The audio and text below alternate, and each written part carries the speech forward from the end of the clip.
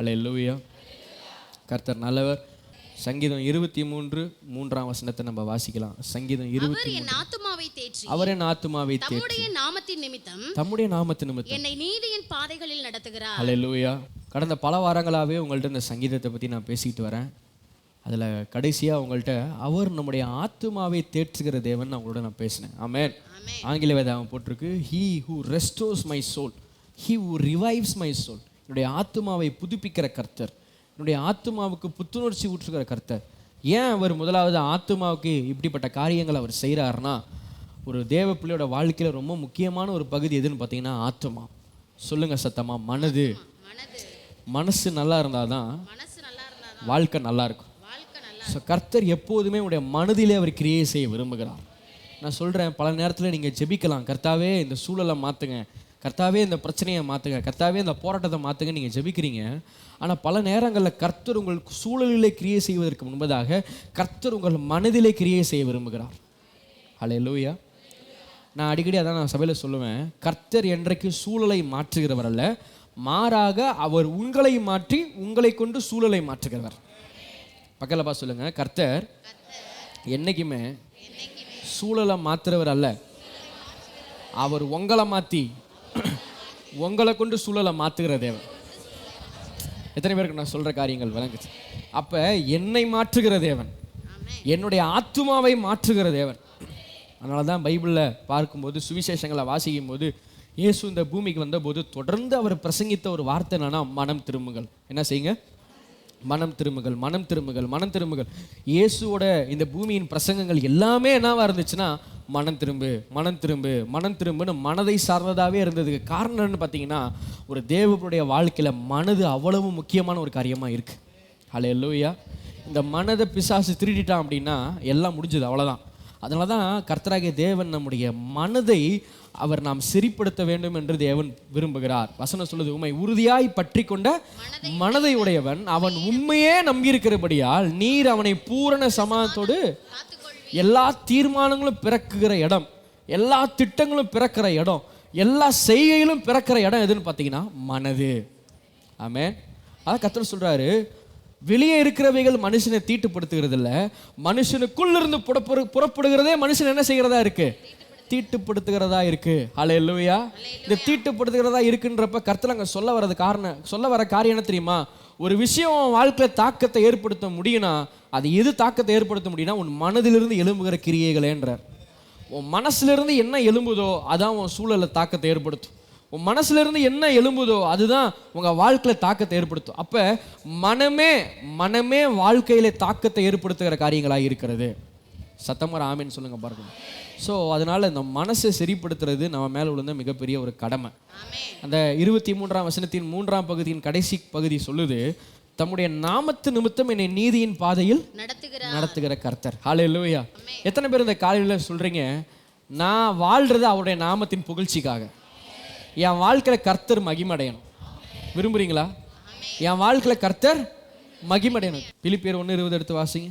நான் ஒன்றிலும் வெட்கப்பட்டு போகாமல் எப்போதும் போல இப்போதும் மிகுந்த தைரியத்தோட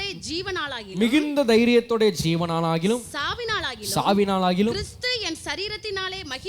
கிறிஸ்து என் சரீரத்தினாலே மகிமைப்படுவாரா என்று எனக்கு உண்டாயிருக்கிற வாஞ்சைக்கும் நம்பிக்கைக்கும் தக்கதாய் அப்படி முடியும். சத்தத்தை உயர்த்தி ஒரு ஹல்லேலூயா சொல்லுங்க பார்க்கலாம். எத்தனை பேர் விரும்புறீங்க என் வாழ்க்கையில் கிறிஸ்து மகிமைப்படணும்? 2 விதத்தில் இயேசு மகிமைப்படுவார் உங்கள் வாழ்க்கையில். ஒன்று, உங்களை ஆசீர்வதிச்சு உங்களை சாட்சியாக நிறுத்துறது மூலமாக அவர் நாம மகிமையடையும். 2வது, உங்களை கொண்டு மற்றவங்களை ஆசீர்வதிச்சு அவர் நாம மகிமையடையும். நான் சொல்கிற விஷயம் புரியுதா? ஒன்று, உங்களை மற்றவங்க வாழ்க்கைக்கு மாற்றமாக மற்றவங்க வாழ்க்கையின் மறுரூபத்துக்கு கர்த்தர் உங்களை பயன்படுத்துவார், அதன் மூலமாக அவரோட நாம மகிமடையும். இல்லைன்னா உங்கள் வாழ்க்கையை மறுரூபப்படுத்தி அவரோட நாமத்தை அவர் மகிமைப்படுத்துவார். ஏதாகிலும் கரங்களை வைத்து சொல்லுங்க, ஏதாகிலும் எப்படியாகிலும் சொல்லுங்க, ஏதாகிலும் எப்படியாகிலும் அது ஜீவனோ, நான் வாழ்ந்தாலும் சரி நான் செத்தாலும் சரி என் வாழ்க்கையில் கிறிஸ்து மகிமைப்படணும்ப்பா அப்படின்ற வாஞ்சை இந்த காலையில் இங்கே அமர்ந்திருக்கிறவங்களுக்குள்ள இருக்குமே. ஆனா நான் சொல்றேன், அந்த வாஞ்சைக்கு தக்கதாய் அது அப்படியே ஆகும். அந்த வாஞ்சைக்கு தக்கதாய் அது அப்படியே ஆகும். கிறிஸ்தவ வாழ்க்கையில நமக்கு தேவைன்னா தெரியுமா? வாஞ்ச. பக்கத்துல சொல்லுங்க, வாஞ்ச. வாஞ்ச ஒவ்வொரு வாரமும் சபைக்கு வரும்போது நமக்கு இருக்க வேண்டியது என்னது? வாஞ்ச இருந்தா தூக்கம் வராது, வாஞ்ச இருந்தா சிந்த அலையாது, வாஞ்ச இருந்தா எதையாச்சும் உட்காந்து யோசிக்கணும்னு தோணாது. வாஞ்ச இருந்தா கர்த்தருடைய வார்த்தையை மட்டுமே அது கேட்டுக்கிட்டே இருக்கும். கர்த்தருடைய சரீரத்துல எப்படியாச்சும் மகிமைப்படணும்ன்ற ஒரு சிந்தை மட்டும் உள்ள ஓடிக்கிட்டே இருக்கும். எத்தனை பேர் ஆமேன்னு சொல்றீங்க? இந்த நாள்ல இந்த உங்க முன்னாடியும் பல சபைகளுக்கும் என்ன ஊழியக்காரனா நிறுத்தினது ஒன்னே ஒண்ணுனா, அது கர்த்தர் மேல எனக்கு இருந்த வாஞ்ச, கர்த்தருடைய வார்த்தையின் மேல எனக்கு இருந்த வாஞ்ச, ஊழியம் செய்யணும்னு இருந்த ஒரு வாஞ்ச, கர்த்தருடைய வார்த்தை எடுத்து ஜனங்களுக்கு பிரசங்கிக்கணும்னு இருந்த ஒரு வாஞ்ச, ஜனங்களை தேவ பிரசன்னத்திற்குள்ள கொண்டு செல்லுகிற ஆராதனையை நான் செய்யணும்ன்ற ஒரு வாஞ்ச எனக்குள்ள இருந்ததுனால இன்றைக்கு போகிற இடம்லாம் கிறிஸ்து மகிமைப்படுறாரு. போகிற இடம்லாம் கிறிஸ்து மகிமைப்படுறாரு. நான் பிரசங்கிக்கும் போதெல்லாம் கிறிஸ்து மகிமைப்படுறாரு. இந்த காலையில் இங்க அமர்ந்திருக்கிற உங்களையும் பார்த்து சொல்றேன், இந்த காலையில் அப்படிப்பட்ட ஒரு வாஞ்ச உங்களை நிரப்புமே. ஆனா என் வாழ்க்கையில கிறிஸ்து மகிமை அடையணும், என் வாழ்க்கையில கிறிஸ்து மகிமை அடையணும். அது ஒண்ணு என்ன கொண்டு அவர் மகிமைப்படணும், இல்ல என்னில அவர் மகிமைப்படணும். கரங்களை வைத்து சொல்லுங்க, ஒண்ணு அவர் என்ன கொண்டு மகிமைப்படணும், இல்ல அவர் என்னிலே மகிமைப்படணும். பக்கத்துல பார்த்து சொல்லுங்க, ஒண்ணு சாட்சியா இரு, இல்ல சாட்சியை எழுப்பு. ஹல்லேலூயா. அனலும் இல்லாம குளிரும் இல்லாம இருக்க கூடாது. பக்கத்துல பார்த்து சொல்லுங்க, சபைக்கு வரீங்கன்னா ஒண்ணு சாட்சியா இருங்க. என்ன சாட்சி? என் வாழ்க்கையில் கடன் இல்லை, என் வாழ்க்கையில் வியாதி இல்லை, என் வாழ்க்கையில் சாபம் இல்லை, என் வாழ்க்கையில் தரித்திரம் இல்லை, என் வாழ்க்கையில் நோய் நொடி இல்லை. என்னைக்கு இந்த கர்த்தரை ஏற்றுக்கிட்டோம்னா அன்னையிலிருந்து என் வாழ்க்கையை தேவன் சுகமாக வச்சிருக்கிறாரு, ஆசீர்வாதமாக வச்சிருக்கிறாரு. கையை என்னாம கொடுக்குற இடத்துல தேவனை வச்சிருக்கிறாரு, சீரும் சிறப்பும் செழிப்புமா தேவனை வச்சிருக்கிறாரு. இது சாட்சி. ஹல்லேலூயா. வியாதியோடு இருந்தேன், நோய் நொடியோடு இருந்தேன், கஷ்டத்தில் இருந்தேன், இயேசுவேன்னு கூப்பிட்டேன், அவருடைய வார்த்தையை அறிஞ்சுக்கிட்டேன், அவர் என்னை விடுதலையாக்கினார். இது உலகத்தானுக்கு சுவிசேஷம். ஹல்லேலூயா. ஒன்று நீங்கள் சாட்சியாக இருங்க, இல்லைன்னா போய் சாட்சிகளை எழுப்புங்க. கர்த்தர் சொன்னார், போய் உலகமெங்கும் போய் சர்வ சிருஷ்டிக்கும் சுவிசேஷத்தை பிரசங்கி. ஹல்லேலூயா. போய் தொட்டு சுகமாக்கு, வியாதிகளை சுகமாக்கு சொன்னாரா இல்லையா? விசுவாசிக்கிறவர்களால் நடக்கும் அடையாளங்கள், என் நாமத்தினாலே பிசாசுகளை துரத்துவார்கள், நவமான பாஷைகளை பேசுவாங்க, சர்ப்பங்களை எடுப்பாங்க, சாவுக்கு ஏதுவான யாதொன்றை குடித்தாலும் அது அவர்களை சேதப்படுத்தாது, வியாதியஸ்தர்கள் மேல் கைகளை வைப்பார்கள், அப்போது அவர்கள் சொஸ்தமாவார்கள். சொன்னாரா? சொன்னாரா? இதெல்லாம் சொன்னனால நடந்துராது, வாஞ்சிருந்தா நடக்கும். பக்கலப்பா சொல்லுங்க, இதெல்லாம் கர்த்தர் சொல்லிட்டாரேன்றதுனால நடந்துராது. விளங்குதா? ஆமென். நான் உன்னை ஆசீர்வதிக்கவே ஆசீர்வதித்து உன்னை பெருகவே பெருக பண்ணுவேன் அப்படின்னு சொன்னோடனே நல்லா சத்தமா கோரஸா ஆமென் அப்படின்னா நடந்துராது. ஹல்லேலூயா. பக்கத்துல சொல்லுங்க, வாக்குத்தத்தமோ அல்லது விசுவாசமோ வாஞ்ச இருந்தால் தான் நிறைவேறும். எத்தனை பேருக்கு நான் சொல்லுது புரியுது? ஆசீர்வதிக்கப்படுறதுக்கும் வாஞ்ச தேவை. என்னது? ஏதோ ஞாயிற்றுக்கிழமை ஒரு நாள் வந்து ஆமீன் போட்டு போயிட்டோன்னா உடனே ஆசீர்வாதம் நம்ம பின்னாடியே வந்துடாது. அந்த வாரம் ஃபுல்லாக போய் ஆசீர்வதிக்கிற கர்த்தர் மேலே ஒரு வாஞ்ச இருக்கணும். ஆண்டவரே, என் தலையை நீங்கள் உயர்த்துனீங்கன்னா இந்த பகுதியில் எத்தனை பேருக்கு முன்னாடி நான் சாட்சியாக நான் நிறுத்துவேன், உங்கள் நாம என் வாழ்க்கையில் எப்படி மகிமைப்படும். நான் ஆசீர்வதிக்கப்பட்டுட்டேன்னா போய் ஊரில் நின்று நான் சம்பாதிச்சம்பா நான் கட்டினம்பான்னு சொல்ல மாட்டேன். ஆண்டவரே, அங்கே போய் நின்று உங்கள் நாமத்தை நான் மகிமைப்படுத்துவேன். என் உறவுகள் நடுவில் உங்கள் நாமத்தை மகிமைப்படுத்துவேன். நான் வேலை பார்க்குற ரெண்டு இடத்துல உங்கள் நாமத்தை நான் மகிமைப்படுத்துவேன். என் வாழ்க்கையில் இந்த ஒரு கதவு திறந்தா இத்தனை பேத்துக்கு முன்னாடி நான் உங்கள் நாமத்தை நான் மகிமையை உங்கள் நாமத்தை நான் மகிமைப்படுத்துவேன். உங்களுக்கு நான் சாட்சியாக நான் நிறுத்துவேன். இப்படி ஒரு அற்புதம் மட்டும் என் லைஃப்பில் நடந்துருச்சு. நீங்கள் தான் உண்மையுள்ள தேவன்றதை நான் வேலை பார்க்குற இடத்துலலாம் கொண்டு போகிறதுக்கு எனக்கு அது ஒரு பெரிய வசதியாக ஆயிடும். ஆண்டவரே, என்னை சார்ந்து இருக்கிறவங்களுக்கெல்லாம் எப்படியாச்சும் உங்களை நான் அறிவிக்க நான் விரும்புகிறேன். அது நிமித்தம் என் வாழ்க்கையில் ஏதோ ஒரு மாற்றத்தை நீங்கள் செய்யுங்க ஆண்டவரே. இப்படி ஒரு வாஞ்சை ஒவ்வொரு நாளும் உங்கள் இருதயத்தை தொடர்ந்து பிடிக்கும்னு வச்சுக்கோங்களேன். அந்த வாஞ்சைக்கு தக்கதாக அது அப்படியே ஆகும். அவர் என்னை நீதியின் பாதையில் நடத்துகிறார்.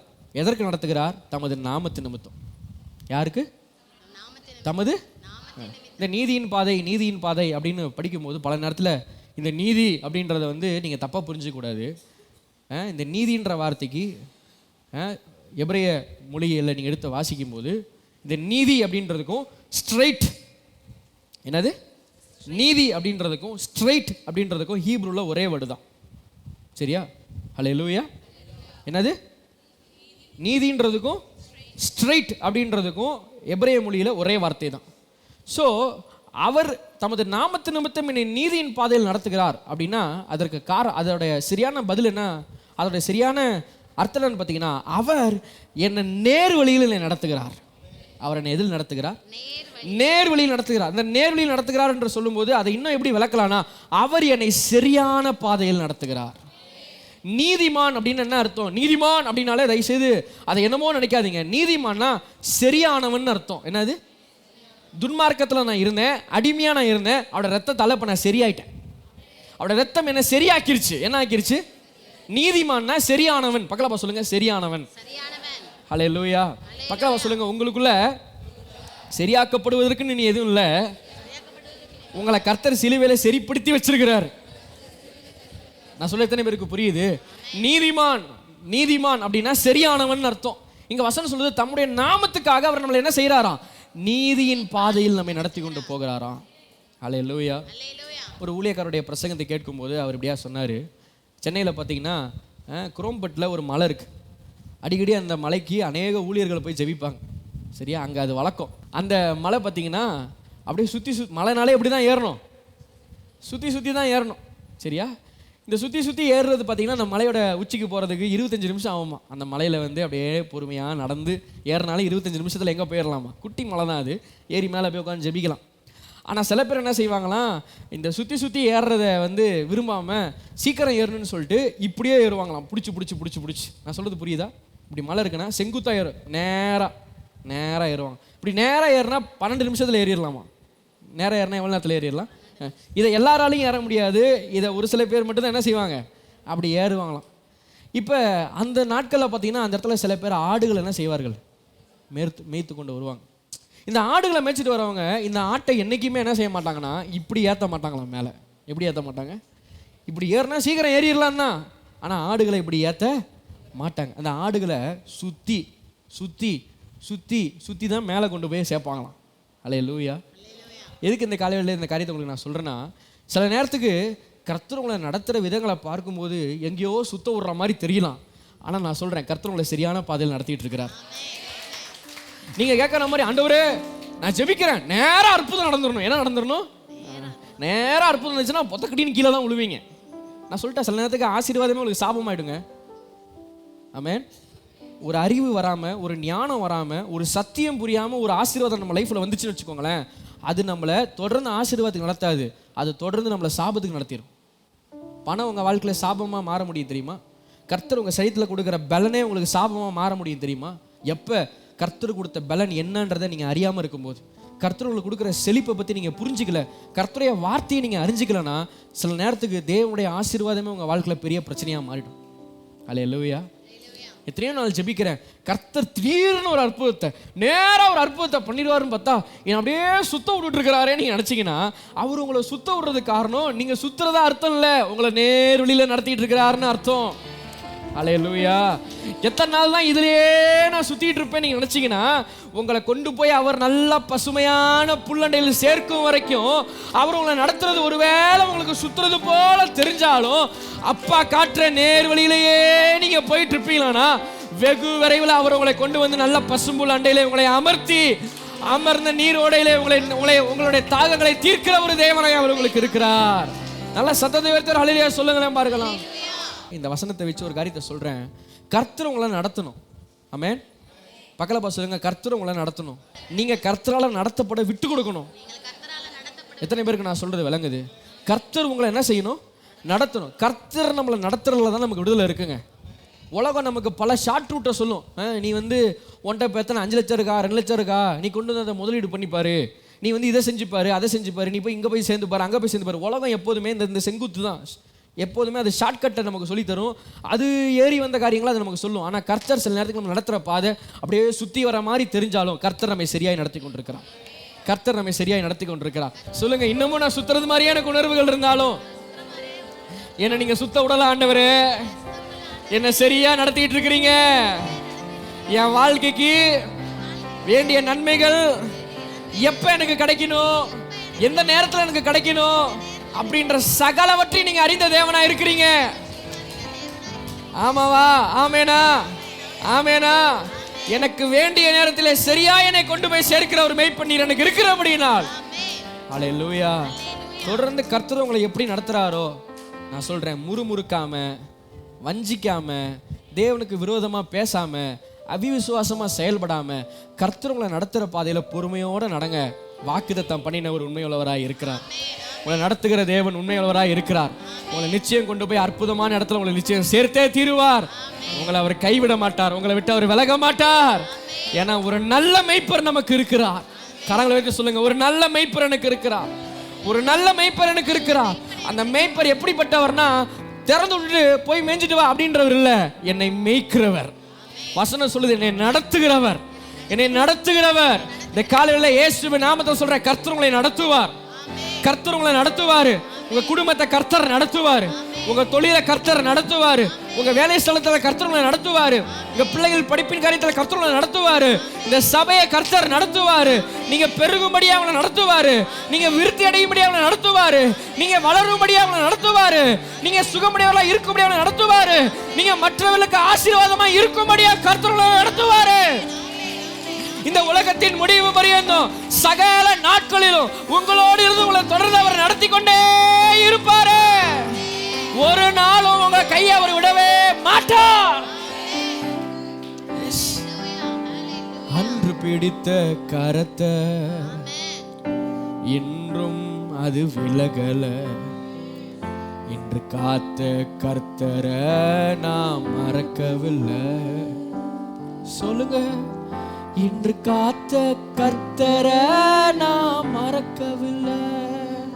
கைகளை உயர்த்தி, அன்று பிடித்த கரத்தை இன்றும் அவர் விடவில்லை. இன்று காத்த கர்த்தரை நாம் மறக்கவில்லை. சொல்லுங்களேன், நின்று காக்கும் கர்த்தரை என்றும் மறக்கவில்லை. அல்லேலூயா. உங்க கரத்தை ஒருவர் பிடித்திருக்கிறார். அவர் உங்களை நடத்துவார். அவர் உங்களை நடத்துவார். அல்லேலூயா. வேதம் முழுக்க இந்த நடத்துகிற தேவனை நம்மளால பார்க்க முடியும். இயேசு இந்த பூமியில ஊழியத்தை செய்ய வந்தார். செய்ய வந்தப்ப, போப்பா அனுப்பிச்சு விட்டன்ல, செய்யறதை செஞ்சுட்டு வா அப்படின்னு பிதா சொல்லாம, வசனத்துல இயேசு தான் ஊழியத்தை ஆரம்பிக்கும் போது அவர் ஒரு வார்த்தையை பேசுகிறார். என்னன்னு பார்த்தீங்கன்னா, லூக்கா 4:18 சொல்றாரு, கர்த்தருடைய ஆவியானவர் என் மேல் இருக்கிறார். அல்லேலூயா. கர்த்தருடைய ஆவியானவர். இந்த ஆவியானவர் யார்? இந்த ஆவியானவரை பற்றி உங்கள்கிட்ட நான் சொன்னேன். பழைய ஏற்பாட்டு காலத்தில், நல்லா கவனிங்க, பழைய ஏற்பாட்டு காலத்தில் நியாயப்பிரமாணம் எதற்கு கொடுக்கப்பட்டது? பழைய ஏற்பாட்டு காலத்தில் நியாயப்பிரமாணம் ஜனங்களுக்கு வழிகாட்ட கொடுக்கப்பட்டது. என்னது? வழிகாட்ட கர்த்தர் ஜனங்களுக்கு நியாய பிரமாணத்தை கொடுத்தார். ஆனால் அந்த புது உடன்படிக்கையில வழிகாட்டல்ல, வழி நடத்த அவர் நமக்கு பரிசுத்த ஆவியானவரை கொடுத்திருக்கிறார். பக்கத்துல பார்த்து சொல்லுங்க, நீங்க வழிகாட்டப்படுகிற காலத்துல நீங்க இல்ல, வழி நடத்தப்படுகிற காலகட்டத்தில் நீங்க இருக்கிறீங்க. அல்லேலூயா. எத்தனை பேர் ஆமேன்னு சொல்றீங்க? இங்க இருந்து ஒரு இடத்துக்கு போகணும், இங்க இருந்து ஏதோ ஒரு கிராமத்துக்கு போகணும்னு வச்சுக்கோங்க. அந்த கிராமத்துக்கு போகும்போது நான் உங்களை பார்த்து நான் சொல்றேன், ஆனால் நேராக போங்க, ரைட் எடுங்க, லெஃப்ட் எடுங்க, அப்படியே நேராக பால் பண்ண வரைக்கும் ஒரே ரோடை வச்சுக்கோங்க. அங்கிருந்து தான் கொஞ்சம் கஷ்டம். அதுக்கு மேலே போயிட்டு ஒரு 4 லைட்ரு 4 லெஃப்ட்டு ஒரு பெரிய ரவுண்டானத்தை சுற்றிட்டீங்கன்னா கண்டிப்பாக நீங்கள் அந்த இடம் என்ன ஆகிடும், வந்து சேர்ந்துருன்னு. இப்போ நான் உங்களுக்கு என்ன பண்ணுறேன், உங்களுக்கு சொல்கிறேன். நீங்களும் எல்லாம் தலையாட்டிட்டு இதை கேட்டு நீங்கள் போகும்போது நீங்கள் எங்கே வேணால் ரூட் என்ன செய்யலாம், மிஸ் பண்ணலாம். அதே உங்கள் வண்டியில் நான் ஏறி உக்காந்துட்டேன். அல்லேலூயா. அதே நான் என்ன செய்கிறேன், அங்கே தானே போகணும், ஏன் தனியாக போகிறீங்க, நான் உங்க கூட நான் வரேன் அப்படின்னு சொல்லி ஏறி என்ன பண்ணிட்டேன், நான் உக்காந்துட்டேன். நான் உங்கள் கூடவே உக்காந்துட்டேன்னா உங்களுக்கு நான் ரூட்டு சொல்ல வேண்டியதில்லை, சரியான இடத்துக்கு வண்டி தானாக போய் நிற்கும். பழைய ஏற்பாட்டு காலத்தில் நியாயப்பிரமாணத்தை கொடுத்த தேவன் அவளுக்கு வழி காட்டினார். ரைட்டு போப்பா, லெஃப்ட் போப்பா, நேராக போப்பா, பின்னாடி வாப்பான்னு அவனுக்கு என்ன பண்ணாரு, வழியை காட்டினார். வழியை காட்டின போது நிறைய நேரத்தில் அவன் வழி என்ன செஞ்சுட்டான், மறந்துட்டான். ஆனா இந்த புதுமைக்கு கீழே நீங்க வழி தவறக்கூடாதுன்னு சொல்லி பிதாவாகிய தேவன் இயேசுவின் மேல் எந்த பரிசுத்தாவினரை வைத்திருந்தாரோ அதே பரிசுத்தாவினவரை அவர் இன்றைக்கு சபைக்கு கொடுத்து இருக்கிறார். நீங்கள் பரிசுத்த ஆவியானவரை பெற்றவர்கள். உங்கள் மேல் வந்திருக்கிற பரிசுத்த ஆவியானவர் வழிகாட்டுகிற பரிசுத்தாவினர் இல்ல, உங்களை வழி நடத்துகிற பரிசுத்தாவினவராய் அவர் இருக்கிறார். இங்க இயேசு சொல்றார், கர்த்தருடைய ஆவியானவர் என் மேல் இருக்கிறார். என் மேல் இருக்கிற ஆவியானவர் என்னை எப்படி நடத்துகிறார்னா, தரித்திரரை பார்க்கும்போது சுவிசேஷத்தை சொல்ல வைக்கிறார். அல்லேலூயா. சொல்ற தரித்திரரை பார்க்கும்போது சுவிசேஷத்தை சொல்ல வைக்கிறாரு. இருதயம் நொறுங்குண்டவர்களை பார்க்கும்போது அவர்களை குணமாக்குகிறாரு. சிறைப்பட்டவர்களை பார்க்கும்போது விடுதலையாக்குகிறாரு. குருடருக்கு பார்வையை தருகிறாரு. நொறுங்குண்டவர்களை விடுதலையாக்குகிறாரு. கர்த்தருடைய அனுக்கிரக வருஷத்தை பிரசித்தப்படுத்த தேவனுடைய நாளை கூறும்போது அவரை என்ன பண்ணியிருக்கிறாரு? என்ன அனுப்பினார்ப்பா. அல்லேலூயா. அப்ப இந்த பூமிக்கு இயேசு வந்தபோது இயேசுவை பிதா அனாதையாய் விடவில்லை, மாறாக பரிசுத்த ஆவியினாலே அவர் நடத்தப்பட்டார். அல்லேலூயா. இந்த காலையில் உங்களையும் பார்த்து சொல்றேன், இந்த பூமியில நீங்கள் யாரும் அனாதைகள் அல்ல. அல்லேலூயா. இந்த பூமியில நீங்கள் யாரும் அனாதைகள் அல்ல. உங்களை நடத்துவதற்கென்றே அன்றைக்கு இயேசுவின் மேல் இருந்த அதே பரிசுத்த ஆவியினர் உங்கள் மேல் இருக்கிறார். நல்லா சத்தமா ஒரு அல்லேலூயா சொல்லுங்க. அல்லேலூயா. உங்க மேல யார் இருக்கா? உங்க மேல யார் இருக்கா? உங்க மேல யார் இருக்கா? பல நேரங்களில் எனக்கு எல்லாம் தெரியும், நான் பார்த்துக்கிறேன் இப்படி நீங்கள் சொல்கிறதுனால தான் உங்கள் வாழ்க்கையில் தேவனுடைய கிரியை உங்களால் பார்க்க முடியல. இல்லை, பரிசுத்தாவினவரே, என் மேலே இருக்க பரிசுத்தாவினவரே, கரங்களை வைத்து சொல்லுங்க பார்க்கலாம், என் மேலே இருக்க பரிசுத்தாவினவரே என்னை நடத்துங்கப்பா, உங்கள் சித்தம் போல என்ன நடத்துங்கப்பா, உங்கள் பிரியமான வழியில் நடத்துங்கப்பா, நீதியின் பாதையில் நடத்துங்கப்பா. ஹல்லேலூயா. வசனம் சொல்லுது, சத்திய ஆவியாகிய அவர் வரும்போது உங்களை சகல சத்தியங்களுக்குள்ளும் நடத்துகிறவர், வழி நடத்துகிறவர். ஆவியானவரை மட்டும் உங்க வாழ்க்கையில கனப்படுத்தி வாழ்ந்து பாருங்க. நீங்க என்ன பேசணுன்றதுல இருந்து, நீங்க எங்க போகணுன்றதுல இருந்து, நீங்க எங்க உட்காரணுன்றத வரைக்கும் கர்த்தர் உங்களை பேசுவார். கர்த்தர் உங்களுக்கு சொல்லிக் கொடுப்பார். கர்த்தர் உங்களை நடத்துவார். என்ன அப்படிதான் நடத்துறார். ஹல்லேலூயா. எத்தனை பேருக்கு நான் சொல்றது விளங்குது? ஆமென். என் சிந்தையில நான் ஒன்று ஆயத்தப்பட்டு போறேன். என் ஆவியில் நான் ஒன்று ஆயத்தப்பட்டு, ஆண்டவரே இன்றைக்கு இந்த சபைக்கு இந்த வார்த்தையை கொடுக்கணும், இந்த சபைக்கு இந்த வார்த்தையை கொடுத்து அவங்களை ஆசீர்வதிக்கணும்னு நான் போகிறேன். அங்கே போய் நிற்கும் போது உள்ளே இருந்த ஆவினர் சொல்கிறார், இல்லை இன்னைக்கு இந்த சர்ச்சுக்கு இது தேவையில்லை, நீ இந்த வார்த்தையை நீ எடுத்துகிட்டு வந்த வார்த்தையை பேசினா இல்லைனா சூப்பர்னு சொல்லுவாங்க. நான் உன்னை பேச சொல்கிற வார்த்தையை நீ பேசினா அவங்க எல்லாம் என்ன மகிமைப்படுத்துவாங்க. ஹல்லேலூயா. நான் ஆண்டவரப்பா சொல்கிறேன், சரி ஆண்டவரே நீங்கள் இப்போ சொல்கிற டாப்பிக்கெல்லாம் நான் இன்னும் ரெடி ஆகலை, என் வாயை கொண்டு நீங்கள் பேசுங்க ஆண்டவரே. கர்த்தர் சொல்கிறார், நான் உன்னை வழி நடத்த வேண்டாம், தைரியமான நில்லு, மைக்க மட்டும் பிடி, வாயை நான் பார்த்துக்கிறேன்றார் கர்த்தர். ஹல்லேலூயா. விசுவாசி போய் நின்னா கர்த்தர் பேசிக்கிட்டே இருக்கிறாரு, ஜனங்களுக்குள்ள தேவனுடைய ஏற்படுத்திக்கிட்டே இருக்கிறாரு. ஹல்லேலூயா. எனக்கு எவ்வளவு தெரியும், நான் என்னெல்லாம் படிச்சு வந்திருக்கிறேன், நான் என்னெல்லாம் கத்து தேர்ந்திருக்கிறேன், இதெல்லாம் காட்டிலும் என்னை நடத்துகிற ஆவியானவருக்கு என் வாழ்க்கையை விட்டு கொடுக்கும் போது அந்த ஆவியானவர் என்னை சரியான பாதையில் நடத்துகிறார். ஹல்லேலூயா. ஆமென். அதாவது பல நேரங்களில் நான் இப்படிப்பட்ட வித்தியாசத்தை பார்த்துருக்கிறேன். போகிற இடங்களில் இன்றைக்கி எங்களுக்கு பிரோஜனமான காரியத்தை நீங்கள் பிரசங்கிச்சிங்கன்னு சொல்லி கேட்டிருக்கிறேன். எங்கள் சபைக்கு வேண்டிய சத்தியத்தை சரியானதை நீங்கள் போதிச்சிங்கன்னு சொல்லி நான் கேள்விப்பட்டிருக்கேன். நான் ஆயத்தப்படுத்தி எடுத்துகிட்டு போனதை அந்த சபைக்கு பேசும்போது அவங்க சொல்லுவாங்க, இன்றைக்கி எனக்கு பிரோஜனமாக இருந்தது. ஆவியானவர் பேசுகிறத சபைக்கு பேசும்போது அவங்க சொல்லுவாங்க, சரியானதை இன்றைக்கி சபைக்கு பேசுனீங்க. நான் சொல்ல எத்தனை பேருக்கு புரியுது? பக்கலப்பா சொல்லுங்கள், நீங்கள் ட்ரை பண்ணி நீங்கள் முயற்சி எடுத்து நான் இதை பண்ணுறேன்னீங்கன்னா ஓகே, அது சக்ஸஸ் ஆகும், இல்லைன்னு சொல்லலை. ஆனால் அதுவும் வாழ்க்கைக்கு சரியானது இல்லை. ஆனால் கர்த்தருடைய ஆவியினர்களால் நடத்தப்பட்ட ஒரு காரியத்தை நீங்கள் செஞ்சீங்கன்னா, கர்த்தருடைய ஆவியினர்களை நடத்த நீங்கள் விட்டு கொடுத்தீங்கன்னா, நீங்கள் செய்கிற ஒவ்வொரு விஷயமும் உங்கள் வாழ்க்கைக்கு சரியான விஷயமா அது இருக்கும். நான் சொல்லியிருக்கார், நான் உனக்கு போதித்து நீ நடக்க வேண்டிய வழியை உனக்கு காட்டுவேன், உன் மேலே கண்களை வச்சு உனக்கு நான் என்ன செய்வேன். நடத்த மாட்டேன்னு சொன்ன தேவன் நமக்கு இல்லை, நடத்துறேன்னு சொன்னவர் தான் நமக்கு இருக்கிறார். என்ன, அவர் நம்மளை நடத்துவதற்கு நம்ம விட்டு கொடுக்கணும், அதுதான் மேட்ரு. ஒரு வசனத்தை வாசிக்கலாம். எரேமியா 50:6-7 வாசிங்க. எரேமியா 50:6-7. எரேமியா, என் ஜனங்கள் காணாமற் போன ஆடுகள், அவர்களுடைய மேய்ப்பர்கள் அவர்களை சிதற பண்ணி பர்வதங்களில் அலைய விட்டார்கள். ஒரு மலையிலிருந்து மறுமலைக்கு போனார்கள், தங்கள் தொழுவத்தை மறந்து விட்டார்கள். வசனத்தை கவனிங்க. என் ஜனங்கள் காணாமற் போன ஆடுகள், அவருடைய மேய்ப்பர்கள் அவர்களை என்ன பண்ணி சிதற பண்ணி பர்வதங்களில் அலைய விட்டார்கள். பர்வதங்களில் என்ன செய்ய விட்டார்கள்? அலைய விட்டார்கள். இது பழைய ஏற்பாட்டு சம்பவம். இந்த பழைய ஏற்பாட்டு சம்பவத்தில் ஏசாயா என்ன சொல்றாருன்னா, என் ஜனங்கள் காணாமற் போன ஆடுகள், அவளுடைய மேய்ப்பர்கள் அவர்களை என்ன செய்தார்கள்? சிதற பண்ணினார்கள். நல்லா கவனிங்க. பழைய ஏற்பாட்டு காலத்தில் ஆடுகள் மெய்ப்பனை விட்டு என்ன ஆச்சு? மெய்ப்பன் ஆடுகளை சிதற பண்ணினார். சரிங்களா? என்னது? பழைய ஏற்பாட்டு காலத்தில் மெய்ப்பன் என்ன செய்தான்? ஆடுகளை சிதற பண்ணினான். ஆனால் இந்த புது உடன்படிக்கை கீழே மெய்ப்பன் உங்களை என்றைக்கும் சிதற பண்ணுகிறவர் அல்ல. ஏன்னா வசனம் சொல்லுது, அவர் உங்களுக்கு நல்ல மெய்ப்பன். அவர் எப்படிப்பட்ட மெய்ப்பன்? நல்ல மெய்ப்பன்றதை தாண்டி அவர் எப்படிப்பட்ட மெய்ப்பன் வேதம் சொல்லுதுன்னா, அவர் உங்களுக்காய் எனக்காய் ஜீவனை கொடுக்கிற ஒரு மெய்ப்பன்.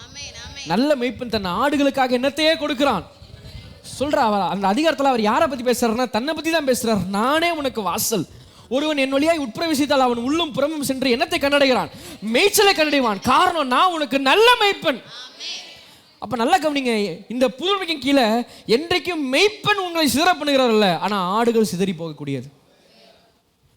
ஹல்லேலூயா. இந்த ஆடுகளுக்கு பார்த்தீங்கன்னா ஒரு புத்தி இருக்கு. என்னதான் பின்னாடி இருந்து மெய்ப்பன் பாபா பாபான்னு சொல்லிட்டு இருந்தாலும், கொஞ்ச நேரம் அவர் வந்து வெயில் அதிகமாக இருக்குன்னு ஸ்டூல் போட்டு உங்களுக்கு திரும்பி உட்காந்துறன்னு வச்சுக்கோங்களேன், ஒன்று காவால குதிச்சுன்னா மிச்சம் இருக்க அம்புட்டுங்களில் குதிச்சிடும். பார்த்துருக்கீங்களா? ஒன்று அங்கிட்டு ஜம்ப் பண்ணிச்சுன்னா மிச்சம் இருக்கிற அம்புட்டு கூட்டம் என்ன பண்ணிடும் அங்கிட்டு. இதுக்கு அது மாதிரி ஒரு புத்தி இருக்குது இந்த ஆட்டுக்கு. இந்த சிதறுகிற ஒரு புத்தி எதுக்கு இருக்கு? ஆட்டுக்கு இருக்கு. இந்த கர்த்தருங்க இந்த காலையில் நம்மளை பார்த்து சொல்றாரு, மெய்ப்பனா நான் உனக்கு எப்படி இருக்கிறேன்? நல்ல மெய்ப்பனா நான் உன் வாழ்க்கையில் இருக்கிறேன், நீ என்னை விட்டு சிதறி போகாதுன்றாரு கர்த்தர். நல்லா சத்தமா ஒரு ஆமேன்னு சொல்லுங்க. ஏன்னா மெய்ப்பனை விட்டு ஒரு ஆடு சிதறி போனா அங்க பிரச்சனை மெய்ப்பனுக்கு இல்லை. பழைய ஏற்பாட்டிலும் சரி, இப்போ புதிய ஏற்பாட்டிலும் சரி, பிரச்சனைங்க யாருக்கு இருக்குன்னா ஆட்டுக்கு தான் பிரச்சனை இருக்கு. ஹல்லேலூயா. சிதறி போகிற ஆடுகளால் மெய்ப்பனுக்கு பிரச்சனை இல்லை. சிதறி போடுகிற ஆடுகளால் யாருக்கு தான் பிரச்சனை? ஆட்டுக்கு தான் பிரச்சனை. வசனம் சொல்லுது, பர்வதங்களில் அவைகள் என்ன செய்கிறதா? அலைகிறது. ஒரு மலையிலிருந்து மறுமலைக்கு என்ன செய்தார்கள்? சொல்லுங்க. ஒரு மலையிலிருந்து மறுமலைக்கு போனார்கள். தங்கள் தொழுவத்தை என்ன செய்து விட்டார்கள்? மறந்து விட்டார்கள். அடுத்த வசனத்தை வாசிங்க. இதோட விளைவு கண்டுபிடித்தவர்கள் எல்லாரும் அவர்களை பட்சித்தார்கள். அவர்களை கண்டுபிடித்தவர்கள் எல்லாரும் அவர் என்ன செய்தார்கள்? பட்சித்தார்கள். அவர்களை கண்டுபிடித்தவர்கள் என்ன தெரியுமா?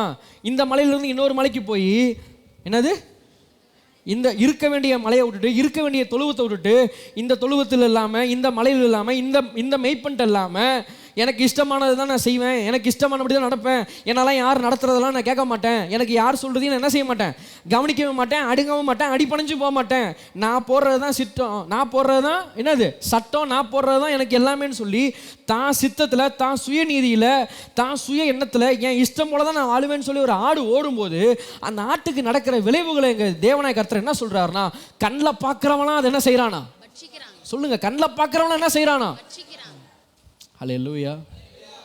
இந்த ஆடுகளை மேய்க்கிற இந்த மேய்ப்பர்கள் சொல்கிறாங்க, இந்த ஆடு இந்த மாதிரி தான் மேய்ப்பனை விட்டு தூரம் போகும்போது, நம்ம ஊர்லேயே பார்த்துருக்கோம், நாய் துரத்தி பார்த்துருக்கீங்களா? ஆட்டை நாய் துரத்தி பார்த்துருக்கிறீங்களா? இப்போ சொல்கிறாங்க, சில நேரத்துக்கு இப்படி போகும்போது சில சின்ன சின்ன விலங்குகள் கூட ஆடை ஒன்றுலாமாக்கி விட்டுருமா. ஹல்லேலூயா. சின்ன சின்ன மிருகங்கள் கூட ஆடுகளை என்ன பண்ணிவிடுமா? ஒன்றுலாமாக்கி விட்டுருமா. இப்போ சொல்கிறாங்க, அவர்களை கண்டுபிடித்தவர்கள் எல்லாரும் அவைகள் என்ன செய்கிறார்கள்? பட்சித்தார்கள். அவருடைய சத்துருக்கள் எங்கள் மேல் குற்றம் இல்லை, எங்கள் மேல் குற்றம் இல்லை, அவர்கள் நீதியின் வாசஸ்தலத்திலே.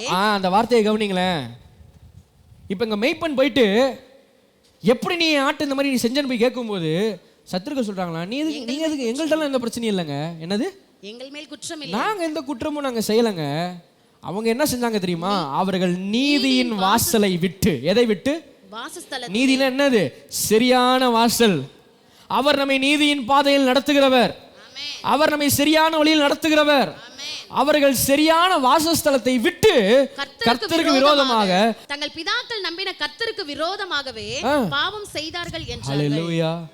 தங்கள் பிதாக்கள் நம்பின கர்த்தருக்கு விரோதமாக அவர்கள் என்ன செய்தார்கள்? பாவம் செய்தார்கள். எதை பாவம்னுங்க அங்க எழுதுறாருன்னா, அவர்கள் நீதியின் வாசஸ்தலத்திலே கர்த்தருக்கு விரோதமாக செய்த பாவம். ஹல்லேலூயா. பக்கத்துல சொல்லுங்க, உங்களை கர்த்தர் நடத்த விரும்புகிறார்.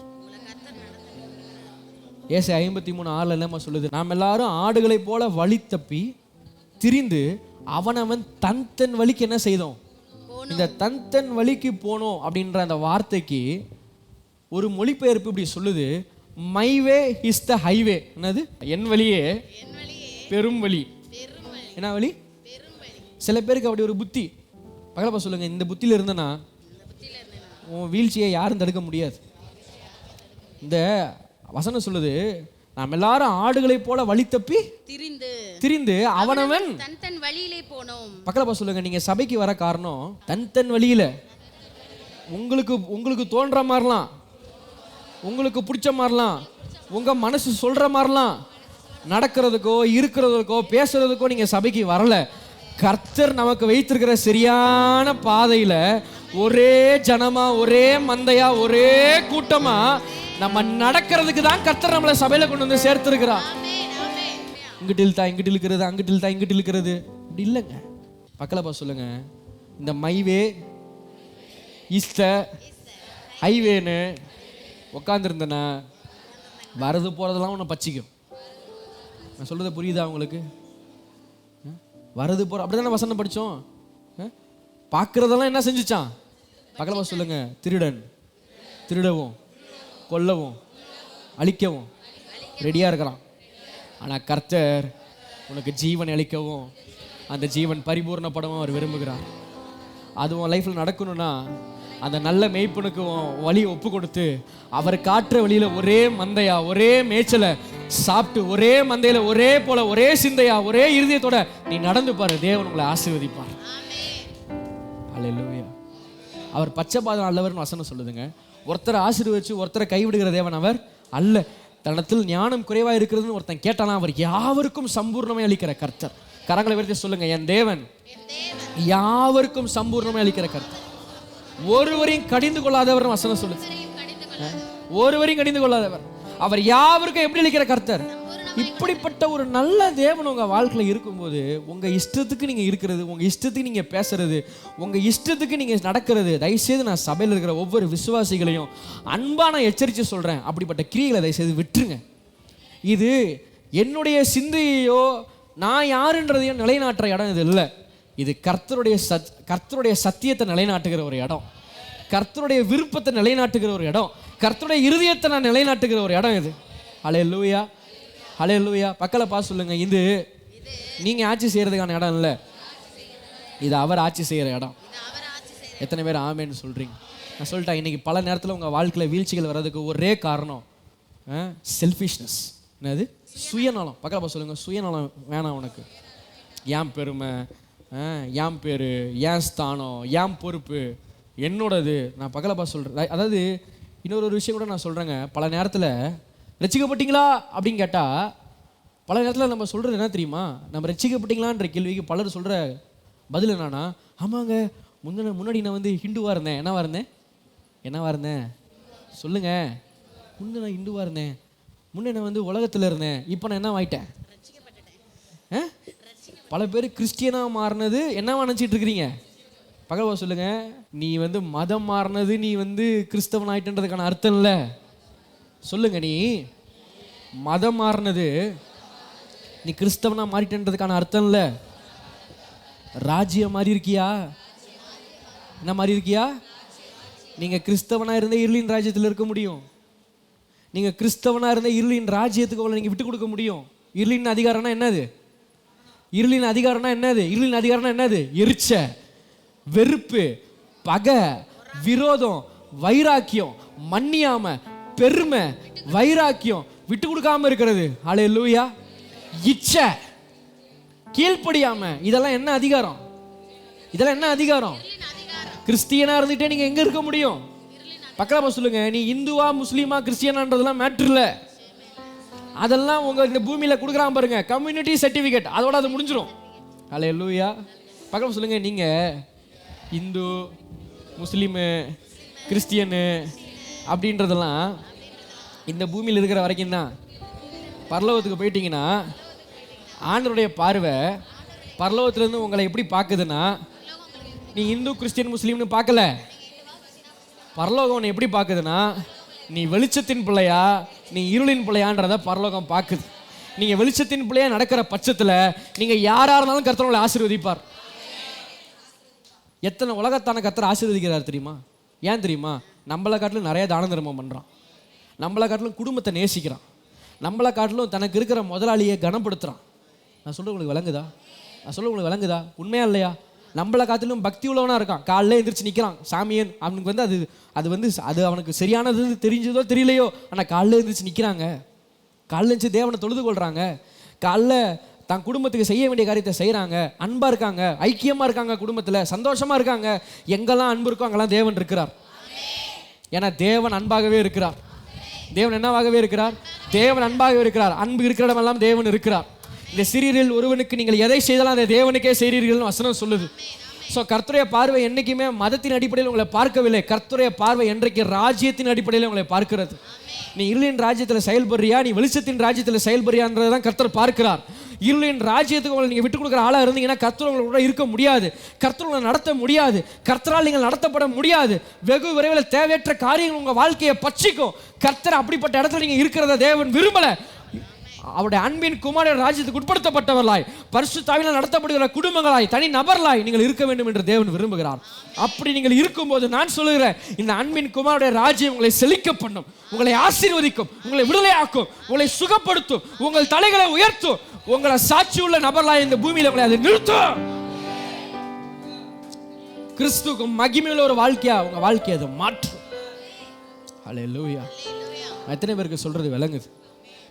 அதனால் எங்கள் பிரச்சனையே நான் வந்து கிறிஸ்டியனா, நான் வந்து இந்துவான்றதெல்லாம் மேட்டர் இல்லை. நான் எந்த ராஜ்யத்தில் இருக்கேன். பக்கத்தில் பார்த்து கேளுங்க, நீ எந்த ராஜ்யத்தில் இருக்க? நீ எந்த ராஜ்யத்தில் இருக்கிறியோ அந்த ராஜ்யம் தான் உன்னை நடத்தும். ஹல்லேலூயா.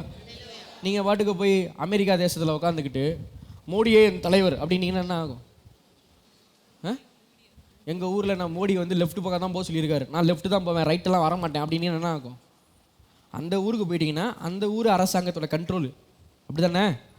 இந்த ஊருக்கு வந்தீங்கன்னா இந்த ஊர் அரசாங்கத்தோட பக்கத்தில் போக சொல்லுங்கள். ஒரு ஊருக்கு ஊரே அப்படி இருக்கும்போது நீ அந்த ராஜ்யத்துக்கு போனனா பக்கத்தில் போக சொல்லுங்கள். இல்லை சில விஷயத்தை உடச்சி ஓப்பனாக பேசுவோம். பக்கத்தில் போக சொல்லுங்களேன். நீ இந்த பகை, விரோதம், வைராக்கியம், கசப்பு, வெறுப்பு, இந்த ராஜ்யத்தில் நீ ஏங்கினா உன்னை 100% ரெவரண்ட் பிசாசுட நடத்துவார். ஹல்லேலூயா. ஆமென். ஏன்னா நான் ஏன் ரெவரண்ட்னு சொல்கிறேன்னா, நீங்கள் அவனுக்கு தானே அவ்வளோ மகிமையை தரீங்க. நான் சொல்கிறது உங்களுக்கு விளங்குதா? உங்கள் வாழ்க்கையில் அன்பு வெளிப்படும் போது அங்கே தேவன் மகிமை அடைகிறார். உங்கள் வாழ்க்கையில் கசப்பு வெளிப்படும் போது அங்கே பிசாசு மகிமை அடைகிறான். பக்கத்தில் பார்த்து கேளுங்க, உங்கள் வாழ்க்கைக்கு யார் ரெவரண்ட்டு? யாரை சேவிக்கிறீர்கள்? யோசுவா கேட்டான், யாரை சேவிக்கிறீர்கள்? தேவனையா அல்லது கர்த்தரையா அல்லது இந்த தெய்வத்தையா? யாரை நீங்க சேவிக்கிறீங்க? அவர் சொல்றாரு, நானும் என் வீட்டாரும் என்றார். கர்த்தரையே அசனாலாம் நல்லா தெரியுங்க உங்களுக்கு. பக்கத்தில் பார்த்து சொல்லுங்க, உங்களை கர்த்தர் நடத்தணும்னா நீங்க அவர் ராஜ்யத்தில் இருக்கணும். எதில் இருக்கணும்? இந்தியாவில் இருந்தால் தான் இந்தியாவுக்கு மோடி என்ன செய்ய முடியும்? இந்தியாவில் மோடி நடத்த முடியும். அமெரிக்காவுக்கு போனீங்கன்னா யாரு? அமெரிக்காவுக்கு போயிட்டீங்கன்னா யார் தான்? ஜோ பைடன் தான் உங்களை நடத்துவார். பக்கத்தில் பார்த்து சொல்லுங்க, அன்பின் குமாரன் ராஜ்யத்தில் இருந்தீங்கன்னா அந்த ராஜ்யத்துக்கு பேர் என்ன ராஜ்யம்? வெளிச்சத்தின் ராஜ்யத்துக்கு பேர் என்னது? அன்பின். நீ செய்கிற எந்த ஒரு விஷயமும் அன்புல இருந்து வரலன்னு வச்சுக்கோங்க. ஒருத்தங்களை நேசிச்சாதான் கனப்படுத்த முடியும். ஆமென். ஒருத்தங்களை நேசிச்சாதான் மன்னிக்க முடியும். ஒருத்தங்களை நேசிச்சாதான் விட்டு கொடுக்க முடியும். ஒருத்தங்களை நேசிச்சாதான் அவங்கள ஆசீர்வதிக்க முடியும். ஹல்லேலூயா. ஏன் தெரியுமா? நம்ம ஏங்கிறது அன்பின் குமாரனுடைய ராஜ்யத்தில் ஏங்கிறதுனால, நம்ம ஏங்கிறது வெளிச்சத்தின் ராஜ்யத்தில் ஏங்கிறதுனால நம்ம வாயை திறந்தா சபிக்க முடியல, நம்ம வாயை திறந்தா குற்றப்படுத்த முடியல, நம்ம வாயை திறந்தா அழிவை பேச முடியல, நம்ம வாயை திறந்தா ஆசீர்வதிக்க முடியுது, நம்ம வாயை திறந்தா கிருபை உள்ள தேவனை பேச முடியுது, நம்ம வாயை திறந்தா நல்ல தேவனை பேச முடியுது, நம்ம வாயை திறந்தா மாற்றுகளை கொண்டு வருகிற தேவனை பேச முடியுது. ஹல்லேலூயா. ஹல்லேலூயா. ராஜ்யம், இந்த ராஜ்யத்தில் இருந்தா கர்த்தரே நம்மளை அப்படி நடத்துவார். எத்தனை பேருக்கு நான் சொல்றது விளங்குது? பக்கத்தில் சொல்லுங்க, ராஜ்யத்தை மாத்துங்க. தேவையில்லாத ராஜ்யத்தில் மாட்டி சிக்கிட்டு இருக்காதீங்க. சொல்லுங்க, கர்த்தர் அதை விரும்பலைங்க உங்கள்கிட்ட. சொல்லுங்க, கர்த்தர் அதை விரும்பலை. ஹல்லேலூயா. ஹல்லேலூயா. ஒரு வசனத்தை எடுத்து வாசிக்கலாம். மார்க் 7:13. இந்த ஒரு நிமிஷம் கவனிங்க. அதை வாசிக்கிறதுக்கு முன்னாடி ஒரு சில காரியத்தை நான் சொல்லிடுறேன். இந்த ஆடுகள்கிட்ட இருக்க ஒரு பிரச்சனை என்ன தெரியுமா? ஒன்ஸ் ஒரு விஷயத்தை பிடிச்சிருச்சுன்னா அது அதுக்கு பிறகு என்ன செய்யாது? அதை விடாது. அப்படின்னு என்னன்றது உங்களுக்கு தெளிவாக சொல்கிறேன். கவனிங்க. இந்த மெய்ப்பர்கள் அந்த ஆடுகளை என்ன செய்வாங்கன்னா, அது சாப்பிடணும்னு சொல்லி அதை என்ன பண்ணுவாங்க, புல் நிறைய இடங்களுக்கு அதை அழைத்து கொண்டு போவாங்க. இப்போ போனோடனே இந்த ஆடு என்ன செய்ய ஆரம்பிக்கும்னா, ஒரு இடத்த என்ன செய்ய ஆரம்பிக்கும்? மேய ஆரம்பிக்கும். இது மேஞ்சி மேஞ்சி மேஞ்சி மேஞ்சி மொத்தத்தில் அங்கே இருக்கிற புல்லை என்ன செய்யணும்? புல்லை காலியானாலும் இந்த மெய்ப்பர்கள் சொல்கிறாங்க, திருப்பியும் அங்கேயே தான் என்ன பண்ணிட்டு இருக்குமா? புல்லே இல்லைனாலும் அங்கேயே தான் வரக்குன்னு வறண்டி கிடக்குமா. வறண்டி என்ன செஞ்சிடுமா? சில நேரத்துக்கு இந்த பூமியில் இருக்கிற புழுலாம் வாய்க்குள்ளே பூந்துருமா. என்னெல்லாம் வாயில் பூந்துடும்? புழுவெல்லாம் வாயிலுக்குள்ளே பூந்து கடைசியில் பார்த்தீங்கன்னா அதுக்கு செரிமான கோளாறு ஏற்பட்டு வயிற்றில் தேவையில்லாத பிரச்சனை வந்து நோய் வந்து செத்துருமா. அதனால் இந்த மெய்ப்பொருள் என்ன பண்ணிட்டு இருப்பாங்கன்னா, ஒன்ஸு அங்கே புல் தீர்ந்துச்சுனால உடனே ஆட்டை என்ன செய்வாங்களாம், வேறு இடத்துக்கு நவுத்திடுவாங்க. இல்லைன்னா இந்த ஆட்டுக்கு இருக்க ஒரு பிரச்சனை என்ன, அதையே அங்கே புல் இல்லைனாலும் அதே என்ன செய்கிறது. இது என்ன தெரியுமா,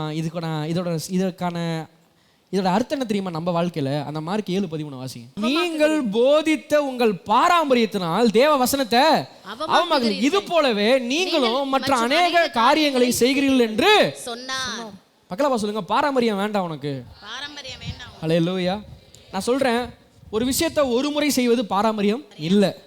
ஆனா இப்படி செஞ்சாதான் என்னது, இப்படி செஞ்சாதான் இது மட்டும்தான், அதான் my way is the highway, நான் சொல்றது மட்டும்தான் அப்படின்னு ஒரு விஷயம் இருந்துச்சுன்னா அதுதான் பாரம்பரியம். ஒரு காலகட்டத்தில் ஒரு சில செய்திகள், ஒரு சில சத்தியங்களை கேட்டோம், அது நம்ம வாழ்க்கையில் என்னத்தை கொண்டு வந்தது, விடுதலையை கொண்டு வந்தது. இல்லைன்னு என்ன செய்யலை, சொல்லலை.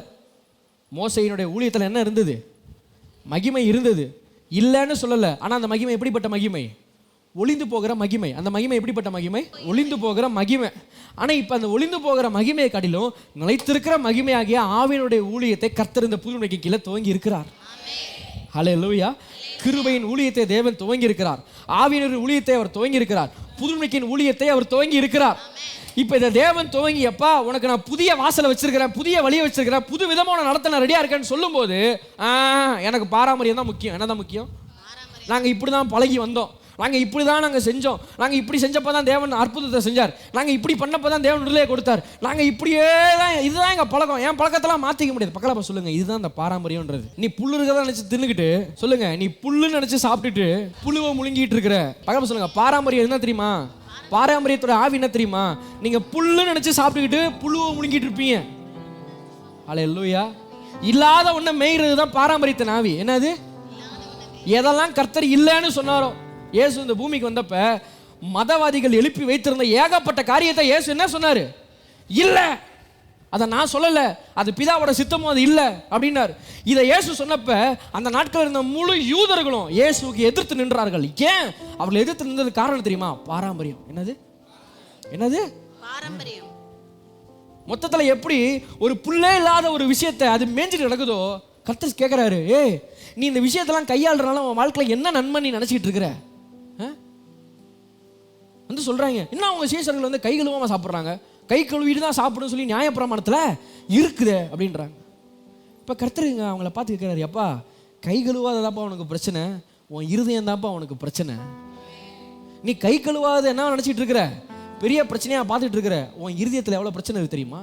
அவன் சொல்கிறான், நான் என்னுடைய எல்லாத்துலேயும் நான் முதல் பாகத்தை கொண்டு வந்து யாருக்கு தந்துட்டு இருக்கிறேன், யாருக்கு தந்துட்டு இருக்கிறேன், எல்லாத்தையும் என்னோட கடுகு, ஜீரகம், வெந்தயம், மல்லி எல்லாத்துலேயும் கொண்டு வந்து முதல்ல கொண்டு வந்து யாருக்கு கொடுத்துட்றேன், கர்த்தருக்கு நான் செலுத்துறேன். ஓ சீசர்கள் என்ன செலுத்துறாங்க, கர்த்தர் கேட்குறாரு, நீ இதெல்லாம் செலுத்துறாரு சரிதான், நீ யாரையும் மன்னிக்க மாட்டியே.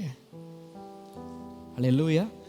நீ யாரையும் நேசிக்க மாட்டியே, சகோதர ஸ்நேகமே உனக்கு இல்லையே, உன் குடும்பத்தை நீ நேசிக்க மாட்டியே, உன் குடும்பத்தில் நீ விட்டு கொடுத்து போக மாட்டிய, பார்க்குறவனை நீ அன்பு கூற மாட்டிய, நீ விதைக்கிறதெல்லாம் விதைச்சிக்கிட்டு இதெல்லாம் நீ செய்யாமல் இருக்கிறதுனால என்னப்பா நீ விதைக்கிறதுக்கு பிரயோஜனம். அப்போ நீ இதை ஏன் விதைக்கிற, பாரம்பரியமாக விதைச்சு பழகியாச்சு, என்ன செஞ்சாச்சு, பக்கத்தில் சொல்லுங்க, ப்ராக்டிஸ் பண்ணியாச்சுன்னு ஒரு மேட்டர் செய்யாதீங்க. தொடர்ந்து ஒரே இடத்த குறிக்க ஆரம்பிச்சாச்சுன்னா அப்படியே குறிச்சிக்கிட்டே என்ன செய்யாதீங்க, இருக்காதீங்க. அங்கே இன்னும் அங்கே புல் இருக்கான்னு கொஞ்சம் பாருங்க. தொடர்ந்து இந்த விஷயத்தை நான் செய்கிறதுனால அங்கே நன்மை இருக்கா, தொடர்ந்து இதே பேட்டர்னில் நான் மூவ் ஆகிட்டு இருக்கனால அங்கே என்ன இருக்கா, நன்மை இருக்கா பாருங்க. அங்கே நன்மை இல்லையா, கர்த்தர் ஏதோ புதிய காரியத்தை ஆயத்தப்படுத்தியிருக்காருன்றதை அறிந்து அதுக்கு நிறைய திரும்புங்க. ஆவினரே நான் அந்த புதிய காரியத்தில் நடத்துங்கன்னு சொல்லி கையை வெறுத்து கேட்டு பாரம்பரியத்தை விட்டு வெளியே வந்து பரிசுத்தமாக நடத்துகிற அசைவுக்கு உங்களை விட்டு கொடுத்து பாருங்க. என் கர்த்தர் உங்கள் வாழ்க்கையை ஆசீர்வதிப்பார், உங்களை விடுதலையாக்குவார், உங்களை சாட்சி உள்ளவர்களாக இந்த பூமியில் தேவன் நிறுத்துவார். அல்லேலூயா. கையை உயர்த்தி சொல்லுங்க, பாரம்பரியத்தின் ஆவிகள் வெளியேறுவதா. பக்கா சொல்லுங்க, இந்த பாரம்பரியத்தின் ஆவி உனக்குள்ள வேண்டாம். நான் இப்படி தான், இந்த பாரம்பரியம்னா ஒன்றும் இல்லை, பழகிறது தான் பாரம்பரியம். என்னது, நான் பழகிட்டேன் அப்படின்றது தான் பாரம்பரியம். பக்கா சொல்லுங்க, இயேசுவின் நாமத்தில் என்னாலாம் நீ பழகிட்டேன்னு நினச்சியோ அதெல்லாம் உன்னை விட்டு வெளியே போட்டோம், உன் இருதயத்தை அப்பா புதுசாக்குவாராக. இந்த பாரம்பரியத்தின் ஆவி எப்படிப்பட்ட ஆவின்றத உங்களுக்கு சிம்பிளாக ஒரு எக்ஸாம்பிளால் நான் விளக்குறேன். இந்த பனி பிரதேசங்கள் இருக்குல்ல, இந்த பனி பிரதேசங்களில் இந்த ஓனாயோட தொல்லை ரொம்ப ஜாஸ்தியாக இருக்குமா, பார்த்துருக்கீங்களா? இந்த பனி பிரதேசத்தில் இருக்கிற இந்த உல்ஃபை பார்த்துருக்கீங்களா? இதோட பிரச்சனை ரொம்ப ஜாஸ்தி. ஏன்னா ஏற்கனவே பனியில் அவ்வளோ குளிர் நடுவில் நடந்து போகிறதோ வாகனங்களை ஓட்டிகிட்டு போகிறதோ ரொம்ப கஷ்டம். இது நடுவில் இந்த ஓனாய் அங்கேருந்து வந்து என்ன செஞ்சிடணும்னு பார்த்தீங்கன்னா மனிதர்களை தாக்குங்களாம். இப்படி தாக்குறனால இந்த பனி பிரதேசங்கள் என்ன தெரியுமா செய்வாங்களாம், ஒரு பெரிய கத்தி எடுத்து, என்னத்தை எடுத்து, ஒரு பெரிய கத்தி எடுத்து அந்த கத்தியில் வந்து ஒரு கோழி ரத்தமோ ஆட்டு ரத்தமோ ஏதோ ஒரு ரத்தத்தை அந்த கத்தி முழுக்க தேய்ச்சி என்ன பண்ணிடுவாங்கன்னா இந்த பனியில் அப்படியே சொறி வச்சுருவாங்களாம். இதில் பனிகளில் சொறி வச்சுருவாங்களாம். இந்த ரத்த வாடையை மோப்பம் முடிச்ச அந்த ஓனை என்ன பண்ணுமா, அப்படியே அங்கேருந்து வந்து அந்த ரத்த வாடை எதில் தடவி இருக்காங்க, பெரிய கத்தியில் தடவி இருக்கனால அந்த ரத்தத்தை நக்க ஆரம்பிக்குமா. இந்த ரத்தத்தை நக்க ஆரம்பிக்கும் போது அதுக்கே தெரியாமல் நாக்கு என்ன ஆகும், நாக்கு அறுத்து இப்போ இது நக்கிட்டே இருக்கிற நேரத்தில் இப்போ அந்த கத்தியில் இதோட நாக்கிலிருந்து வடிகிற ரத்தம் என்ன செய்யுமா, இதாகிட்டு இருக்குமா. இது வந்து தாரத்தோன்னே தெரியாமல், என்னன்னு தெரியாமல், இது தாரத்தோன்னே தெரியாமல் தாரத்தத்தை தானே சுவை என்ன செஞ்சுட்டு இருக்குமா, திருப்பியும் உறிஞ்சி உறிஞ்சி உறிஞ்சி உறிஞ்சி சாப்பிட்டு கொஞ்சம் நேரத்தில் அந்த ரத்தம் எல்லாம் லாஸ் ஆகி அப்படியே அங்கேயே மயங்கி விழுந்துருமா, சிலது செத்துருமா, அப்படியே தூக்கி கொண்டு போய் எரிச்சிருவாங்க. பக்கலப்பா சொல்லுங்க, இதுதான் பாரம்பரியத்தின் ஆவி. செய்யி வெய்யி எதையோ ஒன்று நீங்கள் பிடிக்க போகிறதா நினச்சிக்கிட்டு எதையோ ஒன்று செய்கிறீங்க, அதுவே உங்கள் வாழ்க்கையை அறுத்துக்கிட்டு இருக்குன்றது உங்களுக்கு தெரில. எப்படி அதுக்கு தாரத்தமே தனக்கு சுவையாக இருக்கோ பல பேருக்கு சுயநீதி, நான் செய்கிறது எனக்கு திருப்தி. என்னது பகலப்பா சொல்லுங்க, இந்த தாரத்தத்தை வந்து தனக்கு சாப்பாடு நினச்சி நக்கிக்கிட்டே இருக்க ரத்தம்லாம் வெளியே கொட்டி அதை மயங்கி விழுற மாதிரி இந்த சுயநீதி, இந்த பாரம்பரியத்தின் ஆவி, ஏன் இந்த பழைய கிரியைகள் இதெல்லாம் தொடர்ந்து நீ சேவிக்கிற ஆளாக இருந்தா சீக்கிரம் விழுந்துருவேன். ஆனால் நானும் என் வீட்டார் கர்த்தரை சேவிப்போன்னு கர்த்தரை பிடிச்சி நீங்கள் நின்னீங்கன்னா கர்த்தர் விசேஷமான நன்மைகளால் உங்களை நிரப்ப அவர் வல்லவராக அவர் இருக்கிறார். எத்தனை பேருக்கு நான் சொல்றது விளங்குது? பைபிளில் ஒரு வசனம் 2 இடத்துல வருதுங்க. நீதிமொழிகள் 14:12, நீதிமொழிகள் 16:25. இந்த 2 இடத்துலையும் ஏச பண்ணமா சொல்றாரு, மனுஷனுக்கு செவையாய் தோன்றுகிற வழிகள் உண்டு, ஆனால் வசனம் சொல்லுது அது முடிவோ மரண வழிகள். பக்கலப்பா சொல்லுங்க, இந்த மனுஷ வழியில தயவுசெய்து நடக்காதீங்க. சொல்லுங்க, இந்த மனுஷ வழியில என்ன, உங்களுக்கு தோன்ற மாதிரி நடக்காதீங்க, சரியா? தேவன் நடத்துறது பாரி நடங்க. தேவன் உங்களை எப்படி நடக்க சொல்லியிருக்கிறாரோ, தேவன் உங்களை எப்படி நடக்க பண்றாரோ அவர் சித்தத்துக்கு விட்டு கொடுத்து நடங்க. சுத்துறது மாதிரி தெரிஞ்சாலும் கர்த்தர் சரியான இடத்துல உங்களை கொண்டு வந்து வச்சிருவார். சத்தத்தை எடுத்து ஹல்லேலூயா, இன்னும் நல்லா சத்தமா ஹல்லேலூயா, ஆமென். எத்தனை பேரோட இந்த காலையில் தேவன் பேசிக்கிட்டு இருக்கிறார்? ஏன் தேவன் உங்களை நடத்தணும், தேவன் நடத்த விட்டு விடுங்கன்னு சொல்றேன்னா, ஏசப்பா சொன்னாருங்க, நானே வழியும் சத்தியமும் அப்ப நம்ம வாழ்க்கைக்கு வழி யாரு? நம்ம வாழ்க்கைக்கு வழி யாரு? சொல்லுங்க, இயேசு தான் என் வழி. உங்க வாழ்க்கையில ஜீவன் யாரு? இயேசு. உங்க வாழ்க்கையில சத்தியம் யாரு? உங்களை அருமையாக நடத்தக்கூடிய ஒரே தேவன் இயேசு. அவரை பிடிச்சிக்கோங்க, தேவையில்லாதது விட்டுருங்க, அதுதான் உங்களுக்கு நல்லது. பாரம்பரியத்தை விட்டுருங்க, சுயநீதியை விட்டுருங்க, சுய கௌரவத்தை விட்டுருங்க, சுய பெருமையை விட்டுருங்க, சுய நடத்தையை விட்டுருங்க, தேவனை சார்ந்துக்கோங்க. அன்பின் குமாரனுடைய ராஜ்யத்தின் பிள்ளைகளா வாழுங்க. இருளின் ராஜ்யம் உங்க மேல அதிகாரம் செலுத்தாலோ பண்ணாதீங்க. மார்க்கு 8:34. பின்பு அவர் ஜனங்களையும் தம்முடைய சீஷர்களையும் தம்மிடத்தில்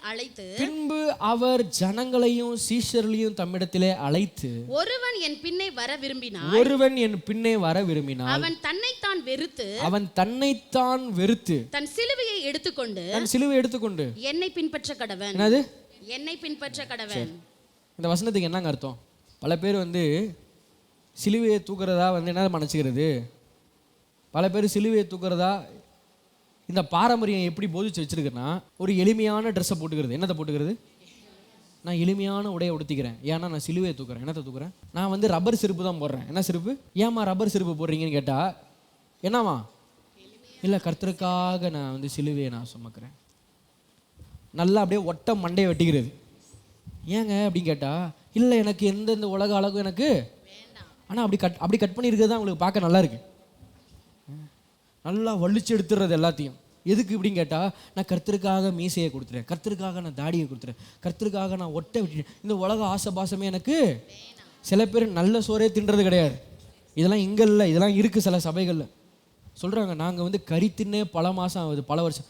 ஏன் கறி சாப்பிட்றத நிப்பாட்டிங்க? இல்லை, அப்படிப்பட்ட ஆடம்பர உணவுகள்லாம் எங்களுக்கு வேண்டாம், நாங்கள் சிலுவையை சுமக்கிறோம். என்னத்தை சுமக்கிறோம்? பக்கத்தில் பார்த்து சொல்லுங்கள், நீ கறி சாப்பிடாமல் இருக்கிறதோ, நீ கறி சாப்பிட்றதோ, நீ ரப்பர் செருப்பு போடுறதோ, இல்லை பேட்டா செருப்பு போடுறதோ, நீ வந்து 29 ரூபா மீட்ரு துணி வாங்கி தைச்சாலும் சரி, 250 ரூபாய்க்கு துணி மீட்ரு வாங்கி தைச்சாலும் சரி, இதெல்லாம் சிலுவையை தூக்குறதுக்கு சமம் கிடையாது. அவ்வளோ சீனை காட்டுறது. நான் வெறுத்துட்டேன், என்ன தேர்ந்தெடுத்துட்டேன். சிலுவையை தூக்குறதா வந்து என்ன மனசுக்கிறது, நல்ல வெள்ளை புடவையாக கட்டிக்கிட்டு, சாதா செருப்பு போட்டுக்கிட்டு, முடிய ஒட்டை நறுக்கிக்கிட்டு, அது கிடையாது சிலுவையை தூக்குறது. பக்கத்தில் சொல்லுங்க, சுயத்தை வெறுக்கிறது தான் சிலுவையை தூக்குறது. கர்த்தர் சொன்னார்ல, ஒருவன் தன்னைத்தானே வெறுத்துனா என்ன தெரியுமா, தன்னைத்தான் வெறுக்கிறது என்ன தெரியுமா, நான் என்னுடையது, நான் எவ்வளோ பெரிய ஆளு, நான் யாரு, இந்த சுயத்தை வெறுக்கிறது தான் சிலுவையை தூக்குறது. ஹல்லேலூயா. சொல்றாரு, நீ ஒரு ஒரு ஒரு இடத்துக்கு நீ அழைக்கப்படுற, அந்த இடத்துக்கு அழைக்கப்பட்டிருக்கும் போது நீ எவ்வளோ பெரிய ஆளாக இருந்தாலும் பரவாயில்ல, போய் அந்த இடத்துல பின்னாடி உட்காரு. எங்கே உட்காரு? பின்னாடி உட்காரு. போய் முன்னாடி நீ உட்காராத. ஒருவேளை உன்னிலும் கனவான் ஒருவன் வந்தானா அவன் உன்னை என்ன பண்ணிடுவான், அங்கேருந்து எழுப்பிடுவான். ஹல்லேலூயா. ஆக்சுவலி இந்த விஷயத்தெல்லாம் யாரை பார்த்து பேசிகிட்டு இருக்காருன்னா, யூதர்களை குத்துருனே பேசிக்கிட்டு இருக்கிறார். ஏன்னா இவங்க வேலை என்னன்னா, எங்கே போனாலும் எங்கே உட்கார மாட்டாங்க, பின்னாடி சீட்டெல்லாம் உட்காந்துட முடியாது சாரால, எங்கே தான் போய் உட்கார முடியும். ஏன்னா நான் யாரு, நான் எவ்வளோ பெரிய ஆளு. பக்கத்தில் சொல்லுங்க, இதுதான் சுயம். நீ சிலுவையை தூக்குறன்னு சொல்லிக்கிட்டு, நீ இந்த கட்டிங்கு செட்டப்பெல்லாம் பண்ணிக்கிட்டு, நான் முன்னாடி தான் நிற்பேன் அப்படின்னா, அது மாதிரி சுயம் வேறு எதுவும் கிடையாது. என்னதான் நான் கிடையாதுங்க. பக்கத்தில் சொல்லுங்க, செல்ஃப்லெஸ் லவ். என்ன லவ்? செல்ஃப்லெஸ் லவ்னு என்ன தெரியுமா, சுயலாபம் இல்லாத அன்பு. என்ன லாபம் இல்லாத அன்பு? இயேசு சிலுவையில் நமக்கு வெளிப்படுத்திய அன்பு, சுயலாபம் இல்லாத அன்பு. என்னங்க ரிட்டர்ன்ஸ் அவருக்கு கிடைச்சது? ஒரு ரிட்டர்ன்ஸும் கிடையாது. பிதா சொல்றாரு, நீ போய் மரிக்கணும். அவர் சொல்றாரு, என் சித்தத்தின்படி அல்ல ஆண்டவரே, உங்க சித்தத்தின்படி ஆக கடவதாக. இந்த வசனத்துக்கு மட்டும் 3 அர்த்தத்தை சொல்லி நான் முடிச்சிடுறேன். அல்ல மொதல் பாயிண்ட் என்ன தெரியுமா, செல்ஃப்லெஸ் லவ். சொல்லுங்க, சுயலாபம் இல்லாத அன்பு. என்ன லாபம் இல்லாத அன்பு? சுயலாபம் இல்லாத அன்பு. இப்படிப்பட்ட அன்பை நீ வெளிப்படுத்துறது தான் என்னத்தை தூக்குறது சமம்? என்ன தூக்குறது சமம்? சிலுவையை நீ தூக்குறனா என்ன சிலுவை தூக்குறது? சுயலாபம் இல்லாத அன்பை நீ வெளிப்படுத்துறது தான் சிலுவையை நீ தூக்குறதுக்கு சமமா ஒழிய, இந்த கட்டிங்கு செட்டப்லாம் என்ன கிடையாது, சிலுவையை தூக்குறதுக்கு சமம் கிடையாது. அதை யார் வேணா செய்யலாம். ஹல்லேலூயா. எத்தனை பேருக்கு நான் சொல்றது விளங்குது? சத்தத்தேர்த்தோர் அல்லேலூயா சொல்லுங்களேன் பாருங்க. நல்லா ஒரு அல்லேலூயா சொல்லுங்களேன் பாருங்க. கர்த்தர் நல்லவரா? கர்த்தர் நல்லவரா? எத்தனை பேரோட அன்பின் குமாரோடைய ராஜ்யத்தில் நடத்தப்படணும்னு விரும்புறீங்க?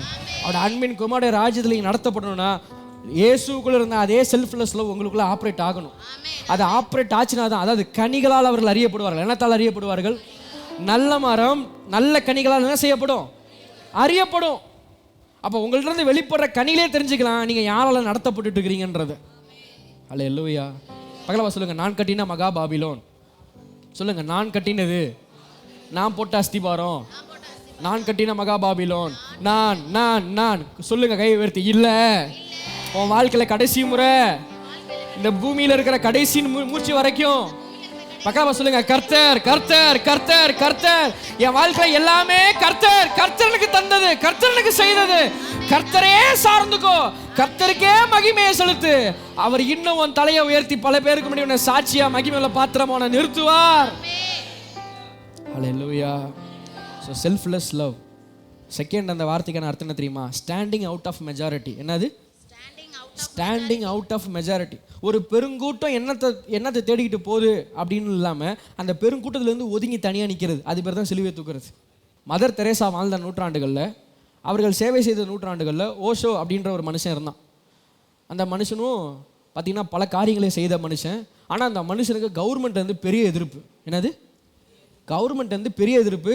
சமூகத்தின் நடுவில் அந்த மனுஷனுக்கு பெரிய எதிர்ப்பு.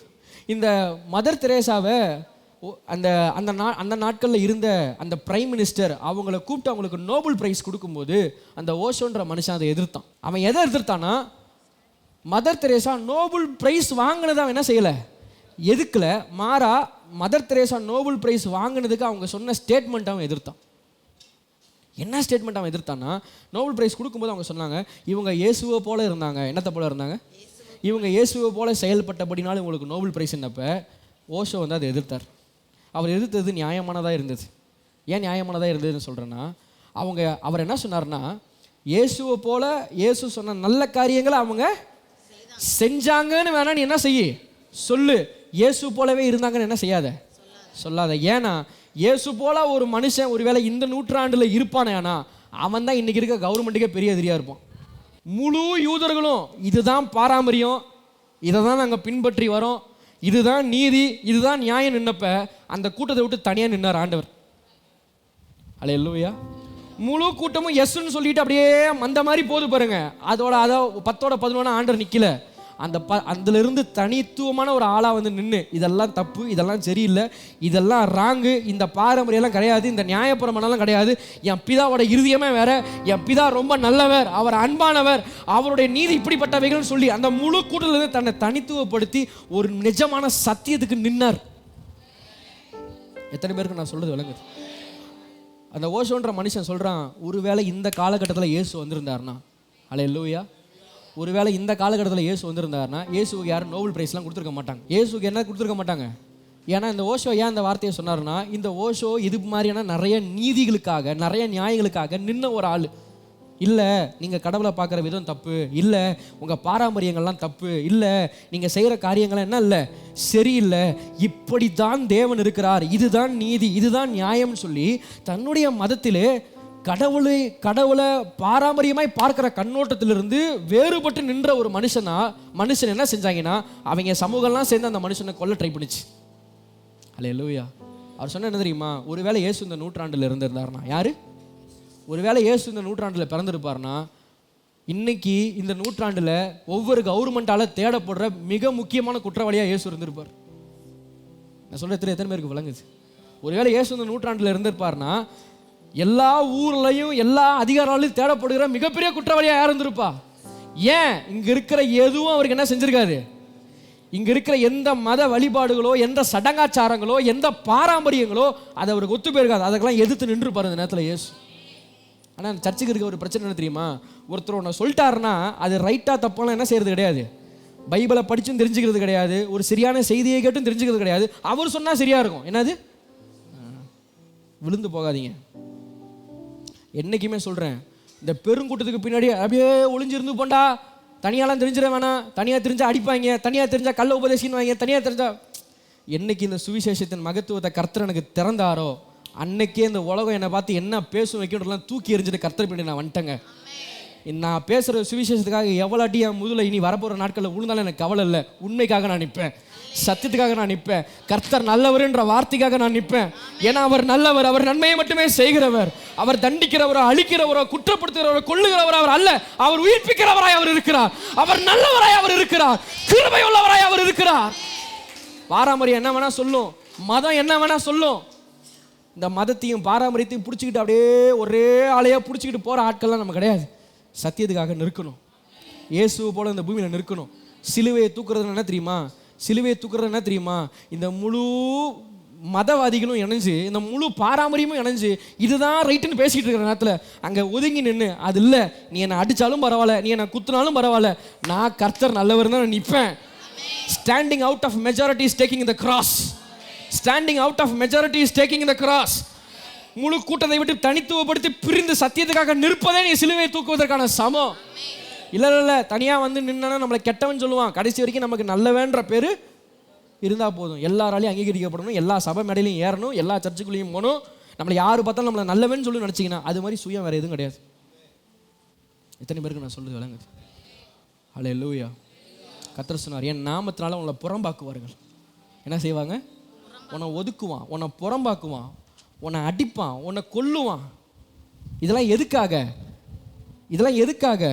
நீ எல்லாரு கண்ணுக்கும் நல்லவனா தெரியுறன்றதுக்காக இல்லை, அங்கே இருக்கிற சில பிரச்சனைகள், அங்கே இருக்கிற சில பாரம்பரியங்களை நீ ஒட்டைக்கிறன்றதுனால உனக்கு அவன் எதிர்த்து நிற்பான். அல்லேலூயா. இதெல்லாம் தேவனை கர்த்தர் சீஷரில் பார்த்து சொல்லும்போது, இந்த சீஷர்களுக்கு தேவன் ஏன் சொன்னார்னா, அவங்க அன்றைக்கி இருந்தது யூதர்களுக்கு நடுவில் இருந்ததுனால அந்த யூத பாரம்பரியத்தை நீ ஒட்டப்பப்பா, அதனால உனக்கு இவ்வளவு பிரச்சனை வரும், இருந்தாலும் நீ கவலைப்படாத, என் கூட இருந்த அதே பரிசுத்தர் உன் கூட இருக்கிறார், நீ தனித்திருக்க போவதில்லை, அவர் உன்னை நடத்துவார், அவர் இதே இடத்துல உன் தலையை உயர்த்தி நிறுத்துவார்னு அவர் சொன்னார். இத்தனை பேருக்கு நான் சொல்கிறது விளங்குது? அல்லேலூயா. இந்த காரியத்தை நீங்கள் நான் உங்களுக்கு சொல்லும்போது கம்யூனிஸ்ட் மாதிரி எல்லாம் எழும்புங்க, எழும்பி எல்லாருக்கும் விரோதமாக பேசுங்க அப்படிலாம் நான் சத்தியமாக சொல்லலை. சத்தியத்துக்காக நில்லுங்கன்ற நான். நீங்கள் அறிஞ்ச சத்தியத்தில் நில்லுங்க. உங்களை கர்த்தர் தன்னை யாராக வெளிப்படுத்தியிருக்காரோ அந்த சத்தியத்துக்காக நில்லுங்க. எத்தனை பேர் வந்து அது இல்லைன்னு சொன்னாலும் இல்லை இதுதான் நான் கேட்டு அறிந்த சுவிசேஷம், இப்படி தான் என் தேவன் இருக்கிறார், அவர் நல்லவர்னு நின்று பாருங்க. சுவிசேஷத்துக்காக நீங்கள் நிற்கிறதே நீங்கள் செய்கிற பெரிய காரியம் கர்த்தருக்காக. எத்தனை பேருக்கு நான் சொல்றது புரியுது? கடைசியாக ஒரு காரியம் என்ன தெரியுமா? Instead of insisting my rights emphasizing relationship. இந்த சிலுவையை சுமக்கிறது என்ன தெரியுமா? Instead of insisting my rights, என்னுடைய உரிமைகளுக்காய் போராடுவதை நிறுத்திவிட்டு உறவுக்காய் போராடுவது. என்னது? உரிமைக்கு போராடுவதை விட்டுவிட்டு. என்னத்துக்கு சொல்லுங்க? உரிமைக்கு போராடுறதை விட்டுட்டு உறவுக்கு முக்கியத்துவத்தை கொடுக்கறது தான் சிலுவையை தூக்குறது. என்ன? உரிமைக்கு போராட நிறுத்திட்டு வசனம் சொல்லுது, அவர் தேவனுடைய ரூபமாய் இருந்தோம். என்னது? அவர் தேவனுடைய ரூபமாய் இருந்தோம்.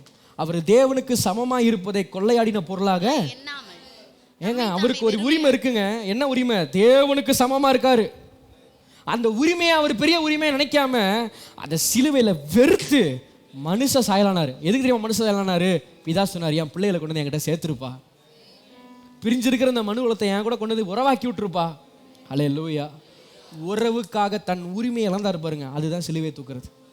பக்கத்துல சொல்லுங்க, உனக்கு உரிமை முக்கியமா? சொல்லுங்க, உனக்கு உரிமை முக்கியமா? உனக்கு உறவு முக்கியமா? உனக்கு உறவு தான் முக்கியம். அல்லேலூயா. உறவுக்காக சில உரிமைகளை நீங்கள் இழந்தாலும் தப்பு கிடையாது. உறவுக்கு நீங்கள் நிற்கிற ஆளாக இருந்தீங்கன்னா நீங்கள் அன்பின் குமாரனுடைய ராஜ்யத்தில் நீங்கள் இருக்கிறீங்க. எந்த உரிமையை உறவுக்காக இழந்தீங்களோ அதே உரிமையை பிதாவானவர் உங்களுக்கு திருப்பி தருவார். இயேசு சிலுவையில் வசனம் சொல்லுது, இயேசு இந்த பூமிக்கு வந்தப்போ அவர் தன்னுடைய தேவத்துவத்தை எல்லாம் இந்த பூமியில் விட்டது உண்மைதான். ஆனால் விட்ட வண்ணமாவே பிதா அவரை விடலை. வசனம் சொல்லுது, மேலும் அவர் திருப்பி பிதாவா இயேசுவை அவர் எழுப்பி எப்பேருக்கும் மேலே அவரை உயர்த்தி வானோர் பூதத்தோர் பூமிகளும் முழங்கால் யாவும் முடங்கும்படியாய் செய்தாரா இல்லையா? செய்தாரா இல்லையா? உரிமையை முக்கியத்துவப்படுத்துற காட்டிலும் உறவை முக்கியத்துவப்படுத்தி உரிமையை நீங்க இந்த பூமியில இழந்துவீங்கன்னா நான் சொல்றேன், மறுமையில தேவனாய் கர்த்தர் 100 மடங்கு அதை உங்களுக்கு திருப்பி தருகிற தேவனா இருக்கிறார். அல்லேலூயா. அதை விட்டு நான் யாரு, எனக்கு இந்த உரிமை இல்லையா, எனக்கு அது இல்லையா, எனக்கு இது இல்லையா? சொல்லுங்க, உறவுக்காக உறவு கட்டப்படணும், உறவு ஐக்கியத்தில் இருக்கணும், உறவு ஜீவன்ல இருக்கணும்னா நீ சில நேரத்திற்கு உனக்கு உரிமை நீ நினைக்கிற விஷயத்த நீ விட்டு கொடுத்து போறது தப்பு இல்லை. சொல்லுங்க, நீ அதை விட்டு கொடுத்து போறது தப்பு இல்லை. இப்படிதான் உன்னை தேவன் நடத்த விரும்புகிறார். இதுதான் அன்பின் குமாரனுடைய ராஜ்யம். இப்படிதான் தேவனாய் கர்த்தர் தம்முடைய நாமத்துக்கு மகிமையை தேவன் கொண்டு வர விரும்புகிறார். எவர்கள் தேவனுடைய ஆவினாலே வழிநடத்தப்படுகிறார்களோ அவர்கள் தேவனுடைய புத்திரராய் இருக்கிறார்கள். தேவனுடைய புத்திரர்லாம் எல்லாரும் இந்த காலையில் எழுந்து நில்லுங்க பார்க்கலாம். எல்லாரும் எழுந்து நின்று கரங்களை உயர்த்தி சொல்லுங்க, ஆண்டவரே, இந்த மலையிலிருந்து வேறு மலைக்கு நாம் போனோம், தொழுவத்தை நாம் இழந்து விட்டோம். அப்படிப்பட்ட ஆடுகளாய் இல்லை ஆண்டவரே, உம்முடைய ஆடுகளாய். என்ன ஆடுகளாய்? அந்த யோவான் 10 எடுத்து 1-5 வரைக்கும் வாசிங்களேன். மெய்யாகவே மெய்யாகவே நான் உங்களுக்கு சொல்லுகிறேன், ஆட்டு தொழுவத்துக்குள் வாசல் வழியாய் பிரவேசியாமல் வேறு வழியாய் ஏறுகிற கள்ளனும் கொள்ளைக்காரனுமாய் இருக்கிறார். அக்கலப்பா சொல்லுங்க, ஆண்டவர் ஒரு வாசலை வச்சிருக்கிறார். அந்த வழியா நீங்க பிரவேசிச்சாதான் நீங்க ஆடு. வேறு வழியா பிரவேசிச்சா நீங்க ஆடு இல்லை. கர்த்தருடைய ரூட்டுக்கு வராம, கர்த்தர் உங்களுக்கு வச்சிருக்கிற வழியில நடக்காம நீங்க வேறு வழியில வந்தீங்கன்னா அது உங்களுக்கு நல்லது இல்லை. வாசிங்க அடுத்த வசனத்தை. வாசல் வழியாய் பிரவேசிக்கிறவனோ ஆடுகளின் மேய்ப்பனாய் இருக்கிறான். வாசல் வழியாய் பிரவேசிக்கிறவனே எதுக்கு மேய்ப்பனாய் இருக்கிறான்? ஆடுகளுக்கு மேய்ப்பனாய் இருக்கிறான். வாசிக்கலாம். வாசலை காக்கிறவன் அவனுக்கு திறக்கிறான், ஆடுகளும் அவன் சத்தத்துக்கு செவி கொடுக்கிறது. அவன் தன்னுடைய ஆடுகளை பெயர் சொல்லி கூப்பிட்டு அவைகளை வெளியே நடத்தி கொண்டு போகிறான். பாருங்களேன், தன் ஆடுகளை பெயர் சொல்லி அழைத்து அவைகளை என்ன செய்து போகிறான்? வெளியே நடத்தி கொண்டு போகிறான். இப்படிப்பட்ட ஒரு மேய்ப்பன் தான் உங்களுக்கு இருக்கிறார். அல்லேலூயா. அல்லேலூயா. வேறு வழியாய் வருகிறவன் எப்படிப்பட்டவனாய் இருக்கிறான்? கள்ளனும் கொள்ளைக்காரனுமாய் இருக்கிறான். பக்கத்துல போய் சொல்லுங்க, இந்த வேறு வழியா தேவலாத இடத்துல இருந்து, தேவலாத மனுஷங்க, தேவலாத உறவுகள் உங்களுக்கு காட்டுற வழி, உங்களுக்கு சொல்ற ஆலோசனை, இதெல்லாம் ஒதுக்கிடுங்க. அதெல்லாம் உங்க வாழ்க்கையை திருடிடும், சூறையாடிடும், உங்க வாழ்க்கையை அழிச்சிடும். மாறா கர்த்தர் உங்களுக்கு கொடுக்கிற வழியில, ஏன்னா வசனம் சொல்லுது, நேர் வழியாய் வாசல் வழியாய் பிரவேசிக்கிறவனே. எது வழியாய் பிரவேசிக்கிறவனே? கர்த்தர் இந்த குறுக்கு வழியில பூந்தெல்லாம் நமக்கு பேசுறவர் இல்ல. நேரா உட்காரச்சு நீங்க பேசுறாரா இல்லையா? சொல்லுங்க, இன்னைக்கு நேரா உட்காரச்சு உங்க எல்லாருக்கும் சத்தியத்தை பேசினாரா? வாசல் வழியாய் பிரவேசிக்கிறவனே ஆடுகளுக்கு மேய்ப்பனா இருக்கிறான். கர்த்தர் பயணிக்கிற வாசல் அவருடைய வார்த்தை தான் அவருக்கான வாசலே. அல்லேலூயா. எத்தனை பேரோட இன்னைக்கு வார்த்தையினால தேவன் இடைப்பட்டார். நான் சொல்றேன், இந்த வார்த்தை தான் உங்களுக்கு மெய்ப்பன். இங்க வசனத்துல அவர் சொல்றாரு, அவன் தன்னுடைய ஆடுகளை வெளியே விட்ட பின்பு அவைகளுக்கு முன்பாக நடந்து போகிறான். கர்த்தருடைய வார்த்தையை நீங்க கேட்டது உண்மைனா, கர்த்தருடைய வார்த்தைக்கு நீங்க இடம் கொடுத்தது உண்மைனா, நான் சொல்றேன் இன்றையிலிருந்து நீங்கள் ஒவ்வொரு இடத்திற்கு கடந்து போகும் போதெல்லாம் உங்கள் முன்பதாக தேவன் நடந்து போவார். உங்கள் முன்பதாக தேவன் நடந்து போவார். அவன் தன்னுடைய ஆடுகளை வெளியே விட்ட பின்பு அவைகளுக்கு முன்பதாக நடந்து போகிறான். நான் சொல்றேன், நாளையிலிருந்து நீங்க எங்கெல்லாம் கால் எடுத்து வைக்கிறீங்களா அங்கெல்லாம் அப்பா உங்க முன்னாடி நிற்பார். உங்க மேய்ப்பன் உங்க முன்னாடி நடந்து போவார். எத்தனை பேர் ஆமேன்னு சொல்றீங்க? தோத்து போக மாட்டீங்க, அழிந்து போக மாட்டீங்க, கைவிடப்பட மாட்டீங்க, கொள்ளையடிக்கப்பட மாட்டீங்க. ஏன்னா உங்க முன்னாடி ஒரு மேய்ப்பன் நடந்து போவார். உங்க முன்னாடி ஒரு மேய்ப்பன் நடந்து போவார். ஆடுகள் அவன் சத்தத்தை அறிந்திருக்கிறபடியால் அவனுக்கு அந்நியனுடைய சத்தத்தை அறியாதபடியினால் அவைகள் அந்நியனுக்கு பின் செல்லாமல் அவனை விட்டு ஓடிப்போம். அந்நியன் ஓடிப்போவான்னு சொல்லல, அது அந்நியன் விட்டு என்ன செய்யுமா? பக்கலப்பா சொல்லுங்க, தேவையில்லாத சத்தம், தேவையில்லாத பிசாசோட நடத்த, அதெல்லாம் பிசாசு ஓட மாட்டான், நீங்க தான் அதை விட்டு ஓடணும். புரியுதா நான் சொல்றது? பக்கலப்பா சொல்லுங்க, தேவையில்லாத கிரியையெல்லாம் அது உங்களை விட்டு போகாது.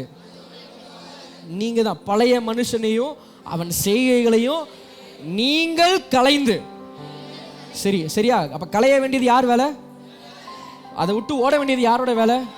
கமன் எல்லாம் கண்களை மூடி அப்பாட்ட கரங்களை உயர்த்தி, ஆண்டவரே, சில இருளின் ராஜ்யம், சில இருளின் ஆதிக்கம், சில இருளின் கிரியைகள், இந்த விழுந்து போன சுவாபங்கள்